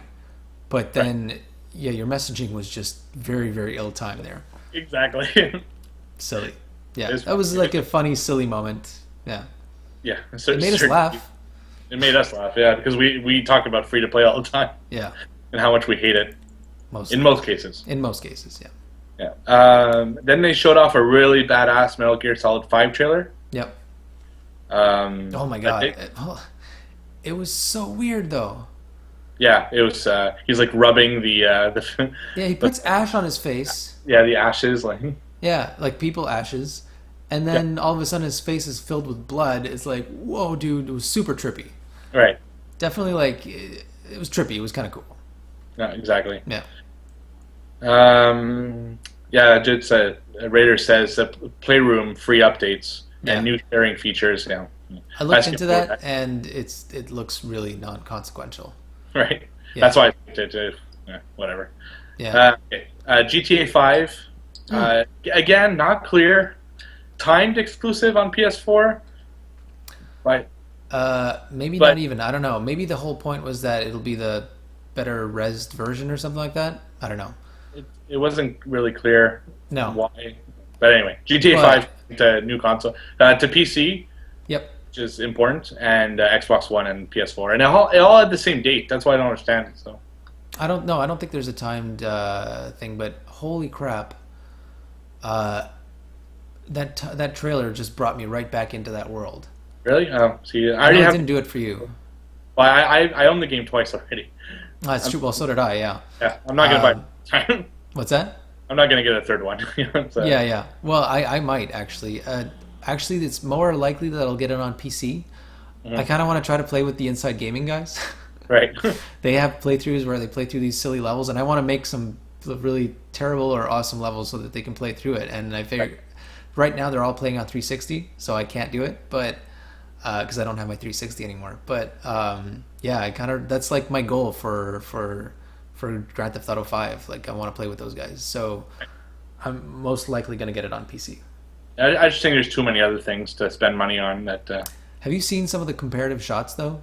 Like they showed a shot of some hills with Mount Chiliad in the background, and there's like no vegetation except for like a semblance of vegetation on the top of it. And then they show the PlayStation 4 version, and holy crap, it's kind of like it reminds me of Red Dead Redemption with all the stuff coming out of the ground. Right. Yeah. Yeah. Oh my god, I didn't realize how much of a difference it was until I saw the comparison. So it's actually pretty epic. But for me, I'm really just buying it to play Grand Theft Auto Online if I do buy it. So yeah. Yeah, because are you going to go through the whole story again? I might play it a little bit, but more likely I'll play Grand Theft Auto Online, and then one day I might go through the story mode again a bit. Right. But it's actually likely that I won't.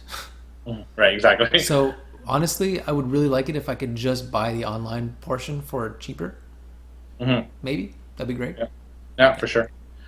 Okay, moving on because yeah, we're running out of time, seriously.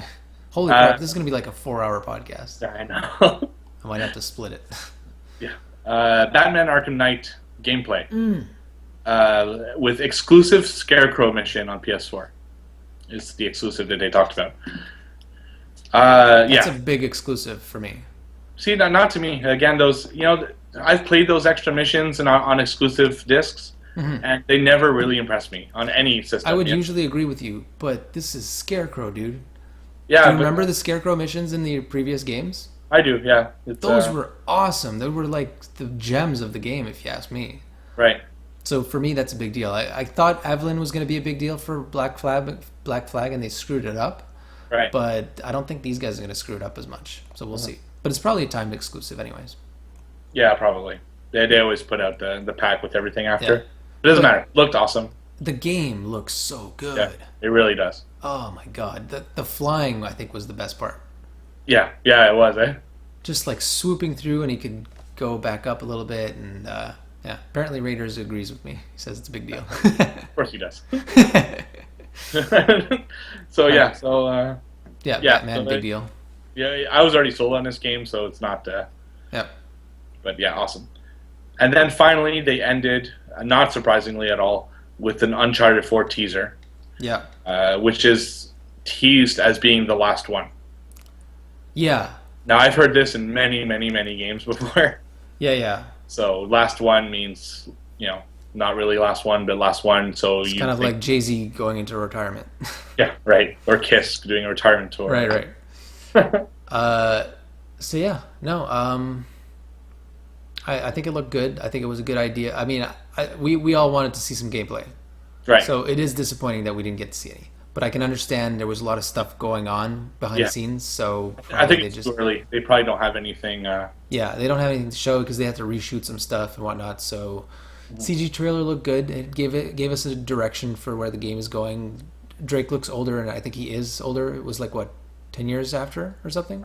Not sure. I think that's what they said. And everybody was looking for his wedding ring to see if he's still married to Elena, which is awesome.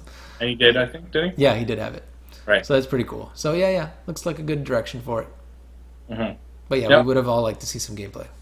No, for sure. But I didn't think there would be gameplay. I knew it would be a teaser trailer, if anything. Yeah.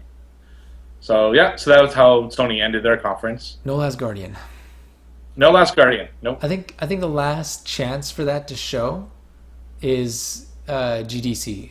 Sorry, not GDC. Sorry, Gamescom. Yeah. And I feel like it would make sense to see it there. It's definitely a more artsy game, but we'll see. Yeah, I'm not holding my breath anymore. Me neither. Right. So yeah. Final thoughts on Sony's conference? Yeah. So actually, let me let you go first. Microsoft and Sony. What are your thoughts on all that? I thought both of them had really strong conferences. They both showed a lot of good games. Yep. I thought Microsoft's trailer was conference-wide, just conference, not talking about the content. I thought Microsoft had a better conference. It just flowed better. I like that they started with stuff that's coming out this year and then moved into things that are coming out later. Yep. So you knew, what to expect, and it was just streamlining better. Sony was kind of all over the place. They had some really high moments and some really low moments. Yeah. So I thought it was just a tad, not conference-wise, not as good. But I think content-wise, they were pretty equal. Yeah, I would agree on that part for sure. It's just different. Sony, the only thing was the lull in the middle. That was their only problem, or else I would have put them exactly at the same. Mm-hmm. So that's my feeling. I think conference-wise, Microsoft did better, but content-wise, they were right neck and neck. So yeah. I'll just acknowledge this comment from Raiders before I go on with my thing. So he's saying that GTA 5, you can take your last gen, and this is for all all different consoles. You can take your Xbox or PS3 data, and you can bring it either to PS4, Xbox One, or PC, which is really cool. Okay, so with that out of the way, for me, I actually preferred Sony's conference in the end because, and here's the thing, Microsoft kind of had no choice but to show games. And there were times where I felt fucking overwhelmed. I would have actually liked some lulls. And thank God there were some games I didn't care about. Right. Because those games gave me a chance to kind of decompress and accept the rest of the information that's coming out. So they were kind of cornered into this place where they had no choice but to just show games, because otherwise they would have been scapegoated again and said like, hey, stop showing us TV shit, we don't care. Sony did it right last year where they showed games, and now that people are already comfortable with that, they had the time, they had the confidence to be able to show other stuff that was boring to some people but not to others. And they got to go a little bit all over the place. There was more variety. There was a lot of stuff I didn't care about, but I could tell that stuff would be really exciting to other people. I'm wondering if Microsoft was boring a lot to some demographics, whereas really exciting to others. But you have to remember, it's a gaming conference. Yeah. Right? It's not... That's what it is, and that's what they said they would do. It's appealing to gamers because it's a gaming conference. Yeah, and I agree. I think they succeeded on that, but I feel like they were cornered into that, and they did well enough. But I feel like Sony had more opportunity to do more. They usually, these conferences, they always do show a bit more. They talk about the system. They talk about what's coming. Sony had Morpheus. They wanted to kind of put out there, hey, go check this out at the booth. They were able to do that. They have PlayStation Now that they're announcing, a new console, all this stuff that Microsoft couldn't do because they had to be on the defensive. I think what they did was great. They put themselves back in the field, and they're no longer like trailing, I don't think. But I still do believe that Sony did a better job of a conference, even though they had some boring moments. I also think their presenters weren't as good. I thought House there was just like his... Oh, God. I don't know. Maybe I don't like his style. I don't like House as much. I feel like his delivery, I find it. His delivery makes it feel like he's got his nose up in the air, like he's a bit too pompous, which I'm not sure if that's how he feels in his head or not. Apparently he bashed EA, but I don't recall that. But they talked about it on 3 podcasts I listened to. Really? I didn't notice that. Apparently EA's like a little like angry at them for like saying something against them. Really? and 3 podcasts, but I didn't. I personally didn't I guess we didn't catch it. Yeah. catch it. So, Interesting. but I was also chatting with 3 people, tweeting and writing notes at the same time. So Yeah, exactly. yeah. So it probably flew over our heads. Mm-hmm. Yeah, so that's just my personal thoughts. What I liked about Sony, like I said, it's not necessarily the flow or whatnot. It's the fact that they showed such diverse stuff, way more than Microsoft did. Right. There was stuff for everyone in there. There was stuff for the hardcores that like Demon Souls stuff. They had stuff for either kids or creatives with Little Big Planet. Like adorable stuff. They had gory stuff, like really gory stuff. Mm. So they had something for really everybody, and I thought they did a bit of a better job. Again, what it comes down to, but if you ask me to grade them, I'll still put them neck and neck. Right. Because in the end, everybody did such a damn good job that we just all really, really win. Yeah. Oh, for sure. This year it was really, yeah. And at first I kind of noticed that they were going, hey, exclusive on Sony, and it was kind of tiring, but at the same time I realized they're just in the position that Microsoft was in last gen. Last gen, Microsoft was like exclusive on Microsoft, and they were like plastering it on the walls. Now Sony's kind of doing the same because they're in a stronger position, and Microsoft has to say stuff like, we're just happy for all gamers, yay for Xbox, PlayStation, and Nintendo, but they wouldn't have been saying that last year. It's good. That's the position they need to be in, but it's like positions have been reversed a little bit, and I'm okay with that for once. Yeah, but you have to remember that that's also Phil Spencer, who he's a really respectful, and he doesn't he believes his product is strong without having to insult the competition. He's so confident in his product that he doesn't feel insulting the competition will do anything. That's why he doesn't, bash other competitions. Yeah, but I think one of the reasons Xbox did so well last year is because not only did it start strong, they kept on hammering that they had all of the great exclusives. And you need to do that for people who aren't paying attention as much to hear that through the media. That needs to come through, right? Mm-hmm. So I think they did a really good job with that. Even though I kind of like the mentality of being like, hey, everybody's great, we all love everybody, and it's awesome. I think you kind of need to if you want to push your hardware further than everybody else. Right. Do you think Microsoft's going to recover after E3? Yes, I think this was a really strong E3 for them. This is putting them back where they need to be. Mm-hmm. And then from now they can start talking about TV and stuff again. Because they want to talk about that stuff. They have a lot of stuff in the pipe works. And they want to compete with stuff like Apple TV and whatever else, right? Mm-hmm. So I think this puts them back where they need to be. I think after having seen everything they did a good decision with Kinect, even though it was kind of throwing it under the bus. But I think for their bottom line, it was a good idea. Right. Yep. Oh my God, we've been talking for like 4 hours. Just quickly, because the Raiders asked us just to look at a link, and I did while you were talking. Okay. So basically, that scene, the teaser trailer, yep, was all captured in engine. For Uncharted? Yeah. No. Yeah, that's what it says. No. If that's true, that is... Right. Thank you, Raiders. I did not know that. Because that's insane.